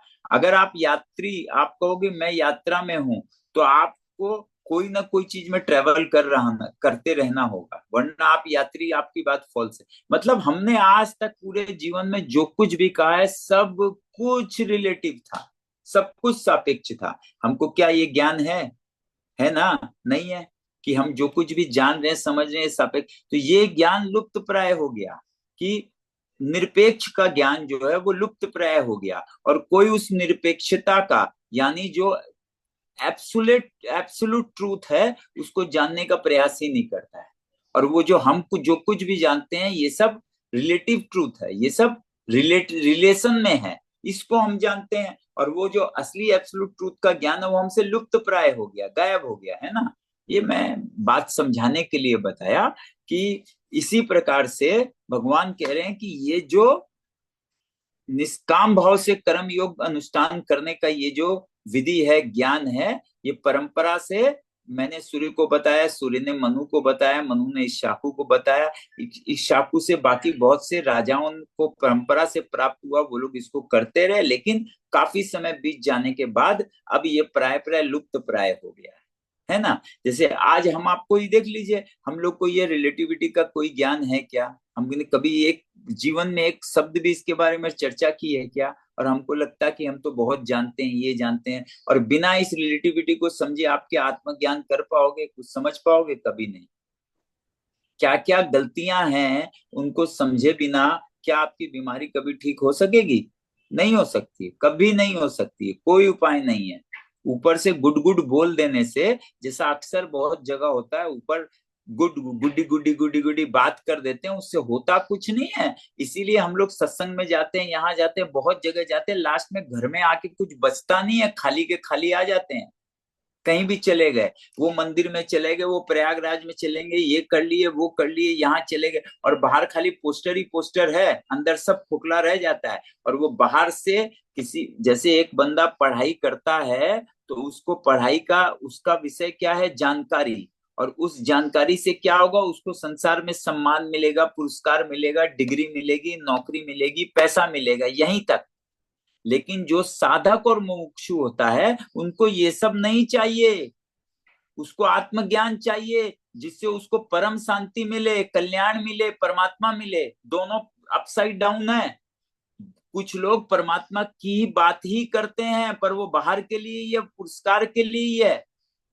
और आत्मज्ञान अपने आप में इस चिंतन को लाकर उस परमात्मा की प्राप्ति करना, ये बिल्कुल दूसरा विषय है। उससे दूर से दोनों सेम लगेगा, पर दोनों अपसाइड डाउन है, बिल्कुल अपोजिट है।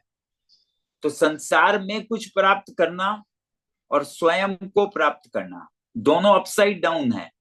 जो मुमुक्षुक साधक होगा, उसको संसार में कुछ प्राप्त नहीं करना, क्योंकि वो जानता है वो सब रिलेटिव है। इस संसार में आपको जो मिलेगा सब रिलेटिव है। एब्सोल्यूट ट्रूथ को जानना है, वो आत्मज्ञान है। और ये बात, इसकी विधि, इसका प्रोसेस, इसकी बातें सब देखिए वक्त के साथ लुप्त प्राय हो गए, भूल गए हम, है ना? और अगर ये गीता का ज्ञान नहीं आता, भगवान आके नहीं, जैसा भी तीसरे श्लोक में भगवान बताएंगे, वो आके ऐसा नहीं करते, तो ये हमारे लिए तो पूरा ही लुप्त प्राय था। और उसके बाद ये लुप्त प्राय होने की वजह से बीच बीच में बहुत आदि शंकराचार्य, वाचस्पति मिश्र, ऐसे बहुत से महान संत आए, जिन्होंने बहुत सी बातों को समझकर बिल्कुल स्पष्टता से कहा, लेकिन हमारी समझ में नहीं बैठा, इसलिए उनके भाष्यों को, उनकी बातों को हमने बहुत सारे विवाद खड़े कर दिए।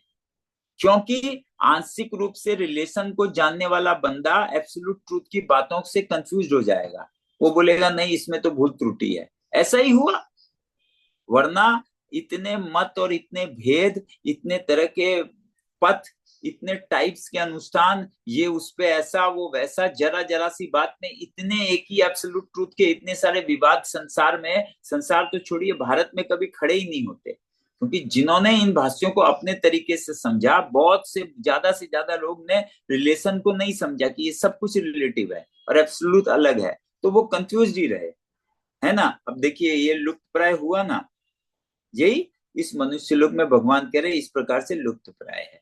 आइए अब तीसरा श्लोक देखते हैं।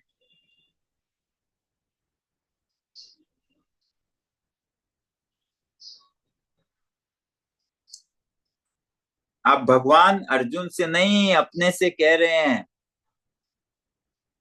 तू मेरा भक्त और प्रिय सखा है। भगवान हम सब से कह रहे हैं, तू मेरा भक्त और प्रिय सखा है। इसीलिए वही यह पुरातन योग आज मैंने तुझसे कहा है। ये बात हमारे कानों तक पहुंची है, मतलब स्पष्ट है कि भगवान हमको अपना भक्त और प्रिय मानते हैं। नहीं तो ये बात हमारे कानों तक किसी हाल से नहीं आने वाली थी। ये आई है, मतलब भगवान आपको, मुझको, सबको, जो जो अभी हम लोग सुन रहे हैं सबको भगवान स्पष्ट रूप से कहते हैं कि तू मेरा भक्त और प्रिय सखा है। इसीलिए वही यह पुरातन योग आज मैंने तुझसे कहा है, क्योंकि यह बड़ा उत्तम रहस्य है। उत्तम मतलब दी बेस्ट, जानने योग्य। इस संसार में अगर सबसे उत्तम कुछ जानने योग्य है तो यही योग का रहस्य जानने के योग्य है। इसीलिए भगवान कह रहे हैं कि ये सबसे बड़ा उत्तम रहस्य है, और तू मेरा प्रिय और सखा। अगर भगवान हमको अपना प्रिय और सखा नहीं मानते तो ये सब बातें हमारे कानों तक नहीं पहुंचती। ये उनकी कृपा से है, और उन्होंने हमको अपना भक्त और प्रिय माना है, तभी हमारे तक पहुंच रही है ना। आइए अब चौथा देखते हैं। अब अर्जुन जी पूछ रहे हैं, जैसे हम में से भी अभी ये शंका सब में जागी होगी, ये बात आएगी, तो भगवान उसको कह रहे हैं कि अरे मैंने तो सूर्य को कहा था। तो अर्जुन चूंकि भगवान के साथी है ना, तो उनके बुआ जी के पुत्र हैं, उस रूप से अर्जुन जिस तरीके से वासुदेव को जानता है, कृष्ण को जानता है, वो तो उनके भाई हुए, तो वो तो जानता है इनका जन्म कब हुआ है।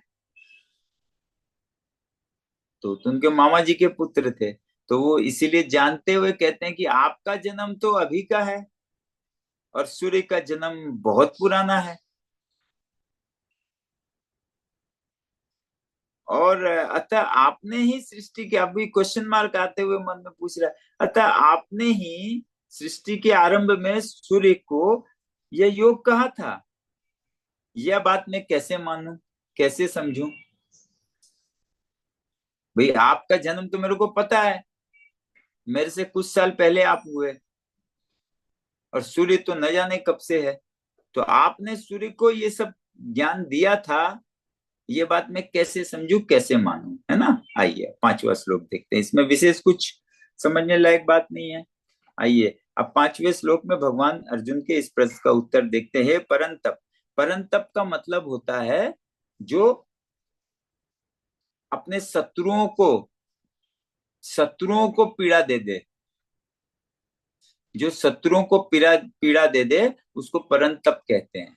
एक तरह से तप, हम लोग तप क्या समझते हैं, तप, ताप मतलब तकलीफ देना, पीड़ा देना, है ना। और जो परंतप मतलब अपने शत्रुओं को जो पीड़ा दे, इसीलिए उसको परंतप भी कहते हैं भगवान, क्योंकि अर्जुन इतना सुरवीर योद्धा था कि अपने शत्रुओं को बड़ी पीड़ा दे देता था। इसलिए है परंतप अर्जुन।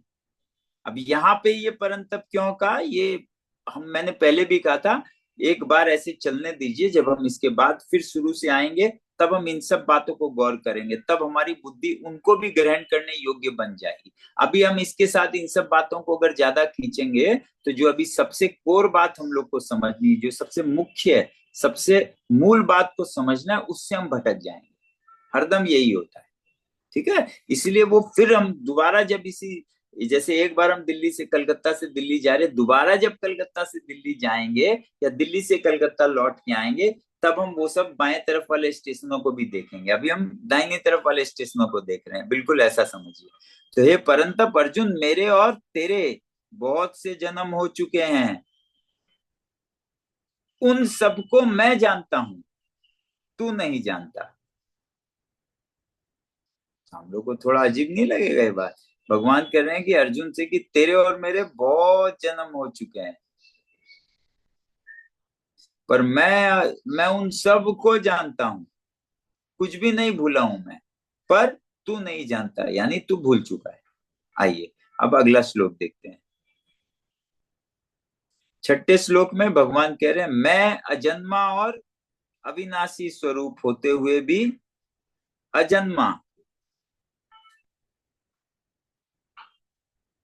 मैं अजन्मा और अविनाशी स्वरूप होते हुए भी, संपूर्ण प्राणियों का ईश्वर होते हुए भी, अपनी प्रकृति को अधीन करके अपने अपनी योग माया से प्रकट होता हूं।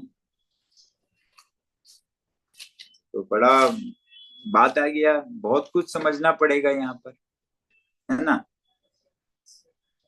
अर्जुन ने प्रश्न किया भगवान से कि मैं कैसे समझूं, कि आपने सृष्टि के आरंभ में सूर्य को ये ज्ञान दिया था, मैं कैसे समझूं। तो उसी को समझाने के लिए भगवान कह रहे हैं कि मैं अजन्मा, यानी असल में तो मेरा जन्म हो ही नहीं सकता। क्यों क्यों नहीं हो सकता? क्योंकि जब ईश्वर यानी परमात्मा अपना ब्रह्म स्वरूप का बात करेगा तो ब्रह्म जो है वो अजन्मा है। अब इसके लिए देखिए, यहाँ इन सब बातों को अभी हम बहुत डिटेलिंग में जाएंगे तो अभी हमारी बुद्धि इसको ले नहीं पाएगी। इसीलिए ये सब बातों को हमको, ये अजन्मा अविनाशी स्वरूप होते हुए भी, संपूर्ण प्राणियों का ईश्वर होते हुए भी, इनको एक बार हमको हल्के में निकलना पड़ेगा। इसको एक बार जितना समझ में आया उतना तक की मान के आगे बढ़िए, फिर लौट के आएंगे तभी इस पे हो पाएगा चर्चा। नहीं तो ये यहाँ पे बहुत सा बात इसमें आपको मेरे को अभी अपना ग्रहण करने का क्षमता नहीं बनेगा। अजन्मा और अविनाशी स्वरूप होते हुए भी, संपूर्ण प्राणियों का ईश्वर होते हुए भी, अपनी प्रकृति को अधीन करके अपनी योग माया से प्रकट होता हूं। इस बात को समझने के लिए 7वां श्लोक देखिए, और मैं आपको एक उदाहरण बताऊंगा जिससे ये आपको जैसा हम कहते हैं आपके एक बार फिलहाल समझने लायक कि आपकी व्यवस्था बन जाएगी। हे भरतवंशी अर्जुन, अच्छा हाँ, तो हाँ हाँ, हे भरतवंशी अर्जुन, जब जब धर्म की हानि और अधर्म की वृद्धि होती है, तब तब ही मैं अपने आप को साकार रूप से प्रकट करता हूं।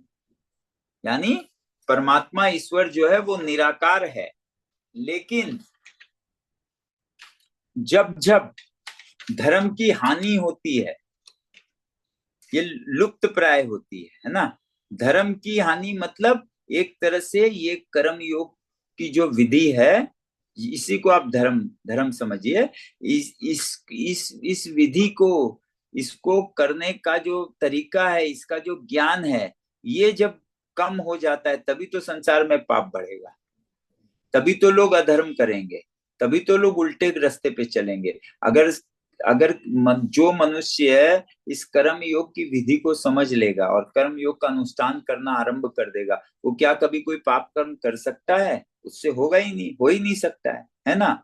लेकिन जब ये कर्म योग का ज्ञान लुप्त प्राय होने लगता है, बिल्कुल व्यवहार में नहीं रहता है, तब क्या होते हैं, हम मनुष्य जो है वो पाप में लिप्त होने लगते हैं, है ना। और हमारे पाप में लिप्त होने का अर्थ ही हुआ धर्म की हानि, और धर्म की हानि यानी अधर्म की वृद्धि, है ना।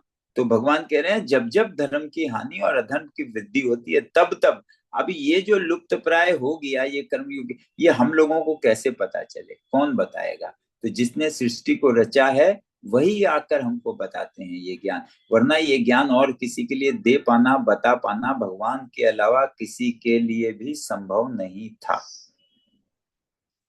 और कोई भी इस ज्ञान को इस प्रकार से नहीं दे सकता, ये स्वयं ईश्वर ही दे सकते हैं।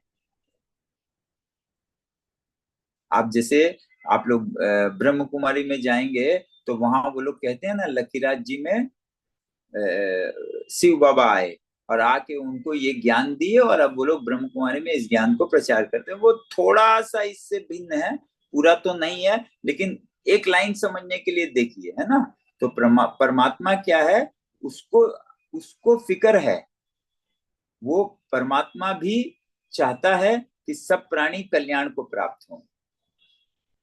और ये जो कर्म योग की विधि है, कर्म योग का ज्ञान है, ये अगर लुप्त प्राय हो जाए, ये अगर लोग की विस्मृत हो जाए, ये लोग इसको अगर भूल जाएं, तो क्या होगा? कोई मनुष्य कल्याण को प्राप्त नहीं होगा, सब संसार चक्कर में फंसते और अकल्याण। तब वो परमात्मा स्वयं प्रकट होते हैं, अपने आप को अवतरित करते हैं। है तो वो अजन्मा, वो तो निराकार है, लेकिन फिर भी वो आकार के रूप में यानी सगुण रूप से प्रकट होते हैं। हम लोग बोलते हैं ना, अवतरित होते हैं। अपने यहाँ भगवान को अपने क्या कहते हैं, राम और कृष्ण जो है, ये जन्म नहीं लिए, ये अवतरित हुए थे। हम और आप जो हैं, हमारा तो जन्म होता है और भगवान का जन्म नहीं होता, वो अवतरित होते हैं।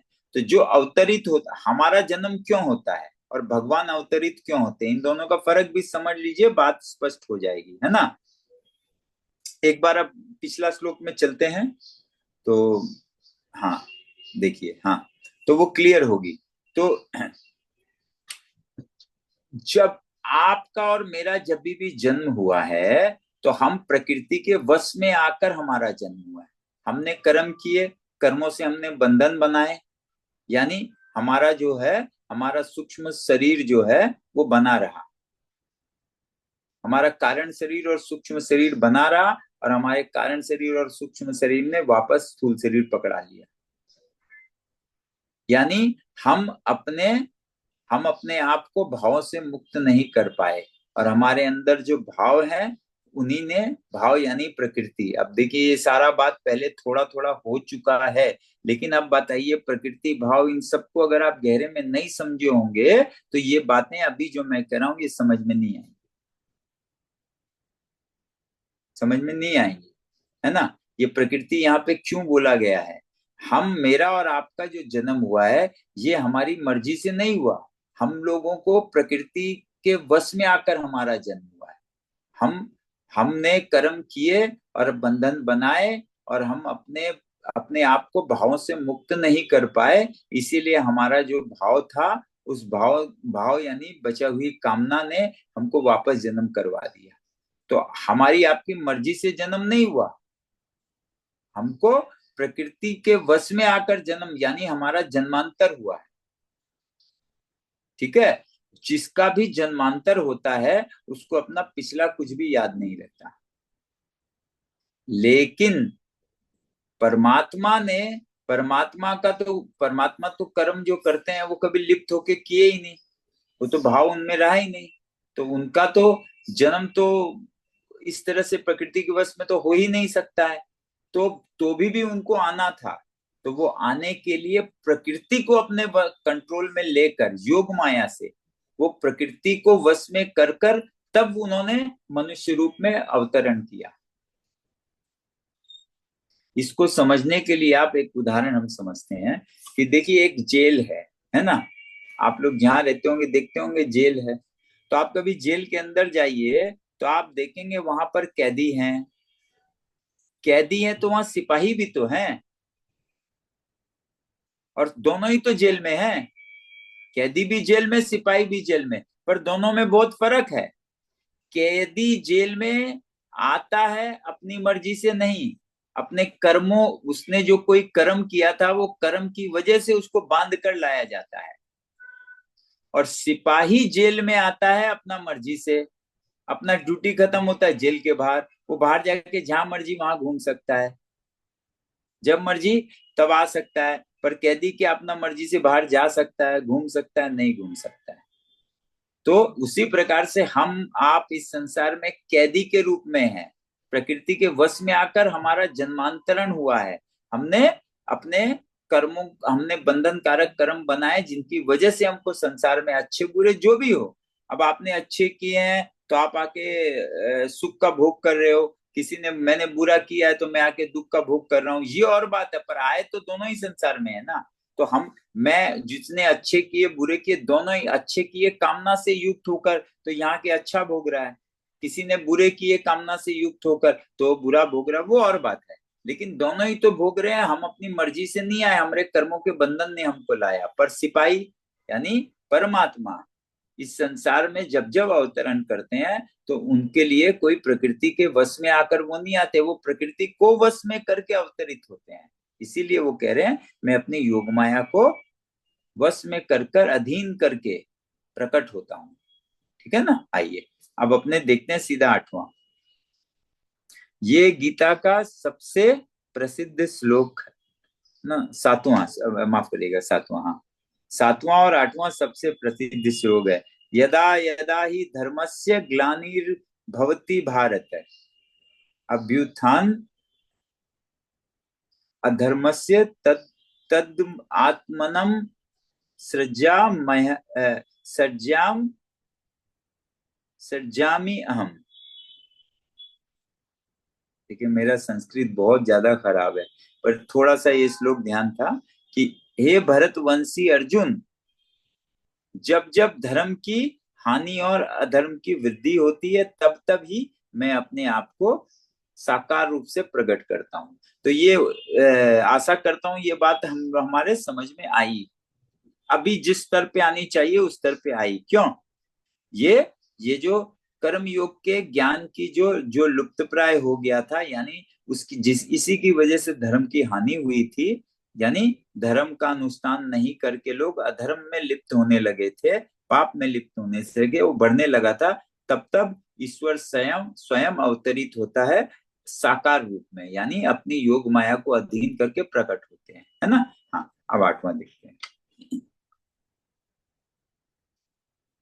साधुओं की रक्षा करने के लिए, पाप कर्म करने वालों का विनाश करने के लिए और धर्म की भली भांति स्थापना करने के लिए मैं युग युग में प्रकट हुआ करता हूँ। युगे युगे संभवामि, है ना। ये बात सब समझते हैं, बिल्कुल साधारण सी बात है। पिछली बातों को समझने से मुझे आशा है कि आप लोगों को ये स्पष्ट हो गया होगा। साधुओं भक्तों की, है ना, साधकों की, जो परमात्मा को पाना चाहते हैं, जो इन पाप कर्मों में लिप्त नहीं होना चाहते हैं, जो चाहते हैं कि किसी तरह से हमारा कल्याण हो जाए, हमको परमात्मा की प्राप्ति हो जाए, उनकी रक्षा के लिए, और जो पाप कर्म कर रहे हैं, यानी पूरी तरह से कामना से लिप्त होकर पाप कर्म जो कर रहे हैं, और जो जो जो अत्यधिक कामना में लिप्त हो जाते हैं, वो बिल्कुल बिल्कुल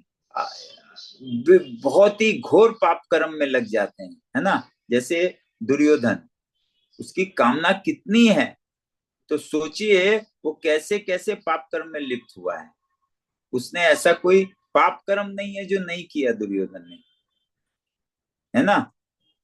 तब इसीलिए भगवान कह रहे हैं कि इस तरह के पापियों का नाश करने के लिए, और फिर उनका नाश करके धर्म की भली भांति स्थापना करने के लिए, यानी ये जो कर्म योग रूपी जो ज्ञान है, ये जो लुप्त प्राय हो गया, इसको पुनर्स्थापित करेंगे, यानी लोगों का इसको संदेश देंगे। तो इस अवतार में भगवान कृष्ण ने आकर, उनका उद्देश्य क्या था? उनका मुख्य उद्देश्य यही था, गीता का ज्ञान। जो गीता का ज्ञान है, यही धर्म की पुनर्स्थापना है। ये ज्ञान भगवान ने अवतरित होकर दिया, और इस गीता का ज्ञान को देने के लिए ही प्रभु अवतरित हुए थे।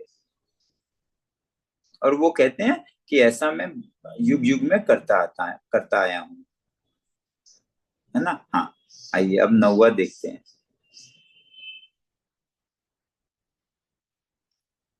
हे अर्जुन, मेरे जन्म और कर्म दिव्य हैं। इस प्रकार मेरे जन्म और कर्म को जो मनुष्य तत्व से जान लेता है, अर्थात दृढ़ता पूर्वक मान लेता है, वह शरीर का त्याग करके पुनर्जन्म को प्राप्त नहीं होता, प्रत्युत मुझे प्राप्त हो जाता है। यानी उसको कभी जेल में नहीं आना पड़ेगा। अब वो उसको उसके लिए जेल नहीं है। किसके लिए नहीं है? जो भगवान के जन्म और कर्म दिव्य हैं, और इसको तत्व से जो जान लेता है, और जानने के बाद दृढ़ता पूर्वक मान भी लेता है, वो उसको और इस शरीर का त्याग करके पुनर्जन्म को प्राप्त नहीं होता। यानी समझ लीजिए वो जेल में नहीं आएगा, है ना, है ना। अब आप इसका हम लोग पहला अर्थ तो ये निकालते हैं कि देखिए, साधारण भाव से गीता पुराण आदि को पढ़ लेने से ऐसा नहीं होगा। ज्यादा से ज्यादा जगह आप देखोगे लोग क्या कहते हैं, गीता जी को पढ़ लिया हमने और ओम ऐसे करके, जैसे हमने सारे मंत्रों को आज तक कहा है, जय जय जय हनुमान गुरुदेव की नाम, ऐसे जो हम बोलते चले आते हैं, इस तरह से पाठ करके बोलते हैं 108 बार हनुमान चालीसा का पाठ कर लिए, 3 लाख बार मृत्युंजय जप कर लिए, 50 लाख बार ये कर लिए, 500 बार गीता पढ़ लिए, ऐसे कुछ नहीं होगा। ऐसा करने से कुछ नहीं होगा। लाल कपड़े में लपेट के बहुत अच्छा उसके ऊपर 2 फूल रख दिए, बगल में अगरबत्ती जला दिए, ऐसा करने से विशेष कुछ नहीं होने वाला है। ऐसा करके कुछ भी नहीं होगा। तो क्या होगा, ये जो इसका अर्थ ये होगा कि साधारण भाव से गीता पुराण आदि को हमने कितना बार पुराण सुना है, कितना बार भागवत सुना है, असर हुआ क्या, कुछ काम हुआ क्या? वहां गए, डांस तो खूब कर लिए, वो गिरधर लाला नंद गोपाला, वो जो कथावाचक वो भी पूछता है जजमान से कौन सा वाला गा दें, उनको सबसे अच्छा डांस में जो लगता है वो आइटम चला देते हैं, तो वो लोग उठ के सब नाच कूद कर लेते हैं, फिर लास्ट में बोलते हैं बहुत आनंद आया। ये सब ऊपर है, ऊपर ऊपर बाहर बाहर है, अंदर कुछ नहीं गया। ऐसा ही होता है। लेकिन दूसरे काम से ये सब काम बहुत बढ़िया है, बहुत अच्छे हैं, पर होता कुछ नहीं है, गुड फॉर नथिंग है। पर गुड तो है भाई, बैड से तो अच्छा है, बस इतना ही है, पर होता नहीं है। ऊपर ऊपर से ऐसे ही लाल कपड़े में रख के बोल दिए, फूल चढ़ा दिए, वहां सर पे लेके वो भागवत को 50 राउंड मार लिए कहीं का कहीं और आके बैठ गए, हम तो भागवत कर लिए, ऐसे नहीं होगा। ऐसे नहीं होता है। जिस जिस जिस जिसका जो बात भगवान बताना चाह रहे हैं वैसा नहीं होता है। उससे आपको भगवान के जन्म और कर्म दिव्य हैं, इसका क्या कभी आपको कुछ तत्व से ज्ञान हुआ क्या? जबकि पुराण कोई भी बंदा ढंग से सुन लेगा तो भगवान का जन्म और कर्म दिव्य है, उसको समझ में आ जाएगा, जैसे परीक्षित को हुआ, बिल्कुल हुआ, उसका मोक्ष भी हो गया, सिर्फ 7 दिन का श्रवण से हो गया, क्योंकि उसने तत्व से समझा भगवान के जन्म और कर्म को। मगर हम जिस प्रकार से समझते हैं उस प्रकार से समझना नहीं होता है वो, और लगता है जो उसको हुआ है वो हो जाएगा। वो बोलते हैं वो 7 दिन का श्रवण करने से मुक्ति हो जाती है, हमने 7 सेकंड का भी नहीं किया एक्चुअल में, 7 दिन तो बैठे हैं वहां पर और न जाने क्या क्या क्या क्या चल रहा है। जो असली बात होना है, जो भगवान के जन्म और कर्म की दिव्यता को हमको समझना, वो नहीं समझ पाए, तो वो नहीं समझने से नहीं होगा। जो भगवान के जन्म और कर्म की दिव्यता को समझेगा, तत्व से जानेगा, उसको दोबारा और जन्म नहीं लेना पड़ेगा। वो परीक्षित हुआ। और क्या हुआ, पुराणों का असली मकसद क्या है? हम पुराण में ज्यादा से ज्यादा, हम जब पुराण का श्रवण करते हैं तो पुराण में 12 स्कंद है, 12 स्कंद में 10वां स्कंद है ईशानु कथा, ईश्वर की कथा और ईश्वर के भक्तों की कथा। उस ईशानु कथा को ही मूल में बताया जाता है, और 7 में से नहीं नहीं तो 5 दिन उसी के इर्द गिर्द की बातें चलती हैं। तो आप मेरे को बताइए, पुराणों में भगवान के जन्म और उनके कर्मों के बारे में हम लोगों को क्यों बताया जाता है? उससे क्या लाभ है? उससे एकमात्र लाभ तभी मनुष्य को होगा जब हम भगवान के अवतरित होने के बाद उनके द्वारा कर्म किस प्रकार से उन्होंने किए हैं इस विधि को समझें और उस विधि को अपनाने का प्रयास करें। वो कहते ही हैं कि मुझे कर्म करने की क्या आवश्यकता है, मुझे तो कुछ अप्राप्त है नहीं, फिर भी मैं करता हूं। क्यों करता हूं? जिससे मेरी प्रजा भी उसको फॉलो करे, मतलब मैं और आप उसको फॉलो करें। इसलिए पुराण को समझने का सही अर्थ क्या हुआ कि जिस प्रकार से भगवान ने कर्मों को किया था निष्काम भाव से, आसक्ति से मुक्त होकर, आसक्ति रहित भाव से, निर्मम होकर, अनासक्त होकर कर्म किया था, हमको भी ठीक वैसे ही करना चाहिए। तब तो पुराण सुनने का पूरा पूरा लाभ मिल गया आपको, अगर इस बात को आप समझते हो तो। ये है भगवान के जन्म और कर्म की दिव्यता को जानना। इस प्रकार से जो जानेगा, समझेगा और कर्म भगवान की तरह से करेगा, वो जन्म मृत्यु रूपी इस आवागमन के चक्कर से छूट जाएगा, या इसको भगवान की या परम की प्राप्ति हो जाएगी। ये है बात। अगर आप इस प्रकार से सुन के उस पर ही समझें, और वो जो साधारण तो जो भजन गाते रहते हैं 7 दिन का, उस श्रवण में इतनी गहन बातों को छोड़ के वो पिछले बार के गाए हुए बार बार के भजनों को रिपीट नहीं करके इन्हीं बातों को समझने का प्रयास करें। क्योंकि वो जो कथावाचक है उनको तो पता है, मगर वो जानते हैं पब्लिक ले नहीं पाएगी।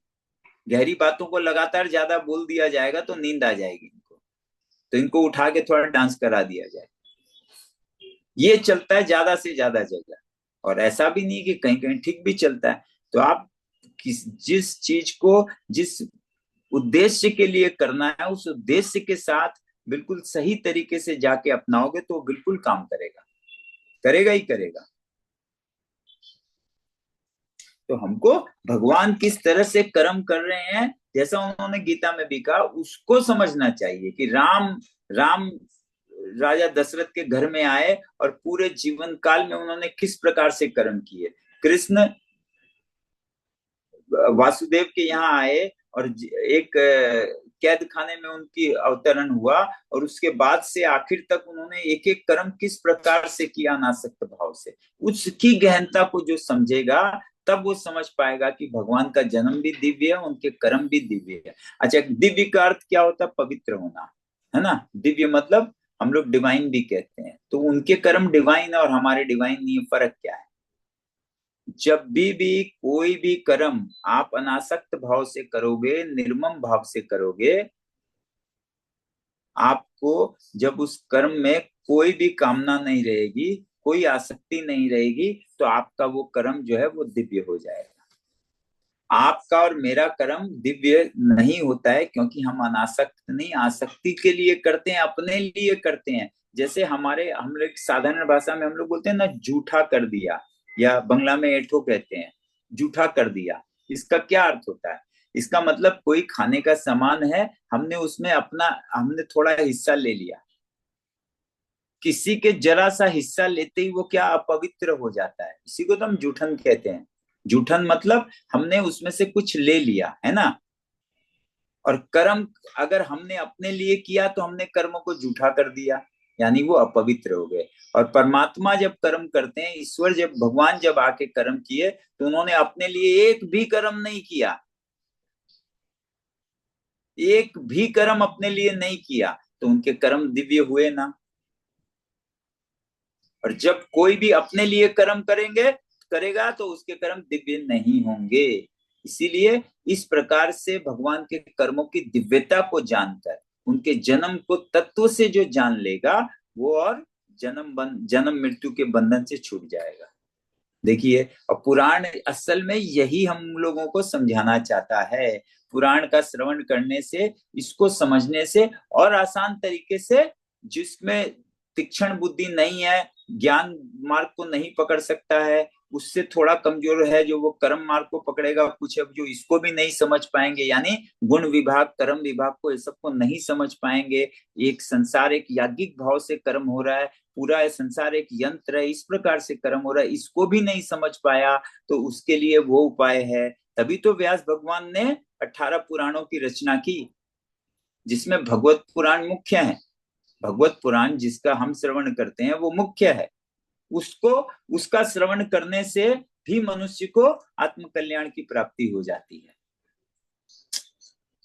उसमें कैसे होती है कि उसमें हम साधारणतः भगवान के जन्म और कर्म को, उनके द्वारा कर्म किस प्रकार से किए गए थे, इस तत्व को समझ ले तो, और सारा जोर उसी पर है। पर हम जब सुनते हैं तो ये ज्यादातर लोगों के समझ और सोच से बाहर निकल गया कि समझाना हमको वो चाहिए, और उसका पहले उद्देश्य बताना चाहिए किस प्रकार से होता है। तब तो काम करेगा जी, जरूर करेगा, नहीं करने का कोई सवाल ही नहीं है। पर आप देखिए, ज्यादा से ज्यादा जगह होता है, काम कम होता है, इसीलिए हम उसका उद्देश्य नहीं जानते हैं, तो उसको कैसे परफॉर्म करना नहीं समझ पाते हैं, इसीलिए गड़बड़ हो जाती है ना, है ना। आइए अब अगला श्लोक देखते हैं, है ना। हाँ, 10वां है और आज का आखिरी है, समय भी हो रहा है। हाँ,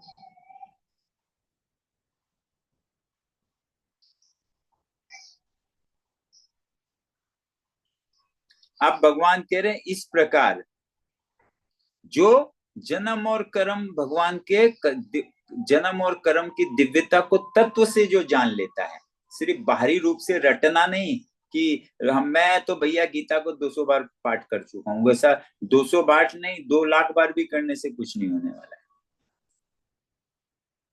क्योंकि असली बात समझने का है, हम तो पुराण बहुत बार सुन लिए, वैसा कितना भी सुन लो कुछ नहीं हुआ। और परीक्षित ने एक बार सुना और उसका काम हो गया, क्योंकि उसने वास्तविक में जो सुनना और समझना था उस पे उसका जोर था। किसी और का भीड़ इकट्ठा करने में, इतने लोग आ जाओ, इस श्रवण के बाद किसको कौन सा प्रसाद दिया जाए, कौन सा उपहार दिया जाए, कौन सा खाना खिलाया जाए, लोग आके मेरे बारे में क्या समझेंगे, मेरे घर का खाना कैसा था, इस सब चक्कर में परिचित नहीं था। उसको आत्म कल्याण का ही सिर्फ ध्येय था, उसको प्राप्ति हुआ। और हम जब कराते हैं तो हमको आत्म कल्याण छोड़ के बाकी सब सब कल्याणों का ध्येय रहता है, इसीलिए होता नहीं है।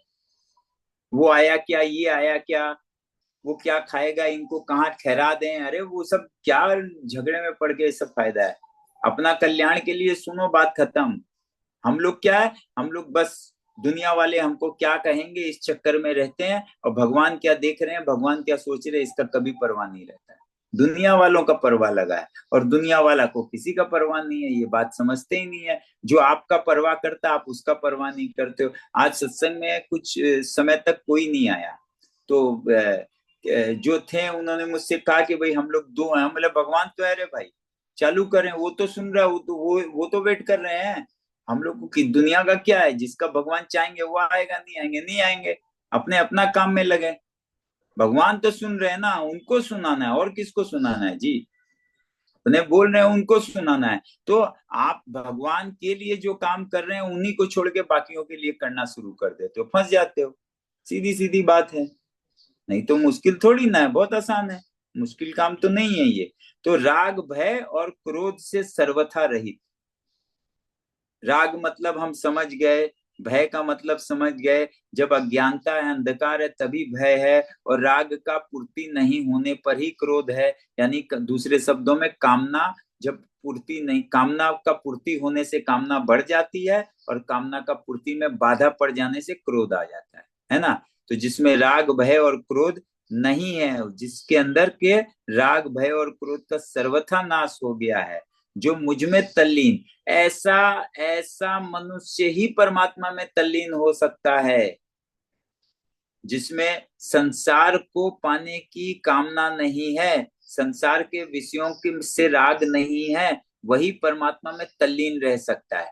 वरना बाकी लोग, हम तो यहाँ जाते हैं, 9 तारीख का मेला में हम हर साल जाते हैं, वो सब क्यों जाते हो जी, उसका जरूरत क्या है। 9 तारीख तो हम तो वहां जाते हैं, इस समय हम तो यहाँ जाते हैं, हम तो ये झंडा लेके इतना चक्कर मारते हैं, हम तो नंगे पैर चलते हैं, इन सब का कोई आवश्यकता नहीं है।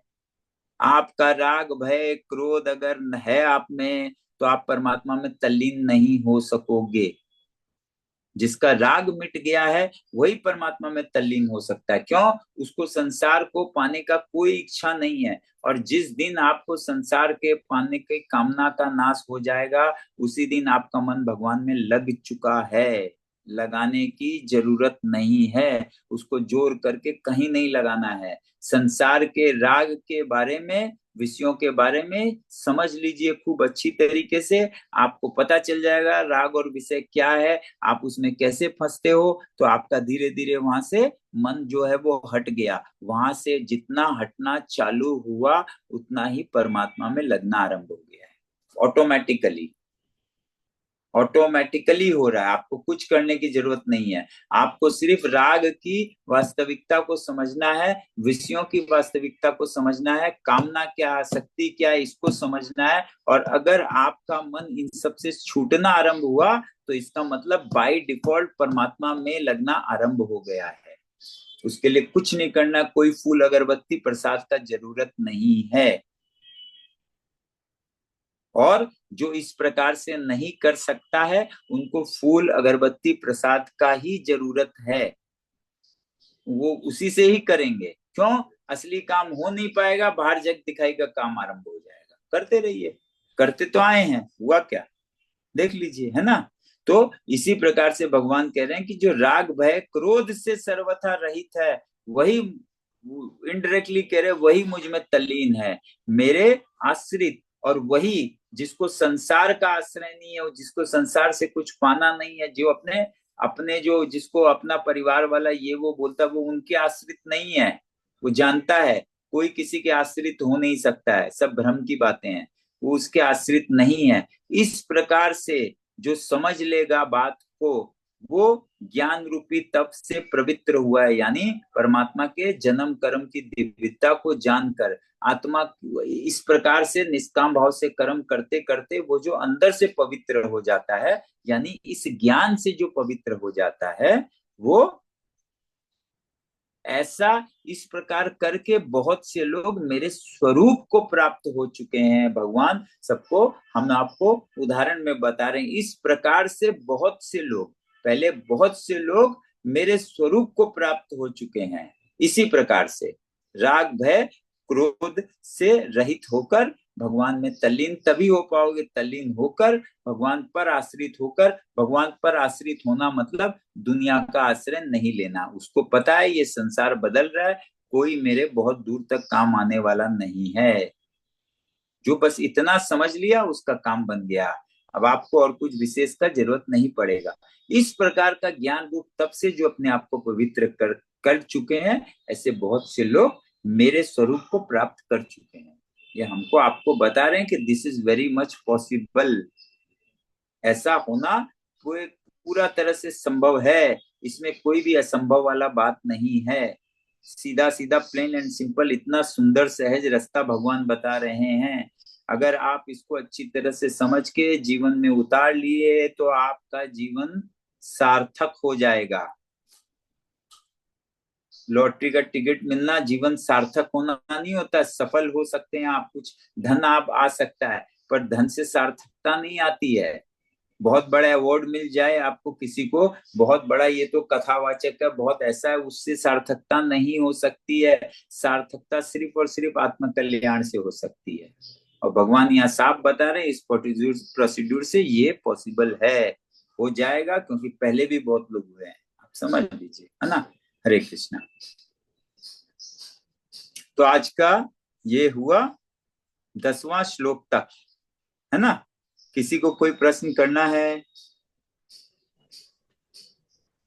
प्रश्न करने से ही आपका बढ़ोतरी। सब अनम्यूट कर लीजिए, छोटा छोटा सब कोई थोड़ा फटाफट अपना अपना बता सकते हैं तो बताइए। देखिए 11:15 बज रहे हैं, कोई खास बात नहीं है। जैसा जिसको जाना है जा सकते हैं, जिसको पूछना है पूछ सकते हैं, है ना।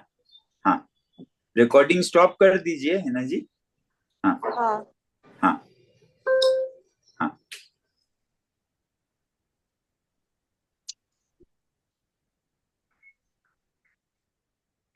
विजय जी कोई प्रश्न? हरे कृष्णा। हरे कृष्णा। हाँ, ये नाम जब भगवान की स्मृति करना कहा जा है सकता है या नहीं? क्या?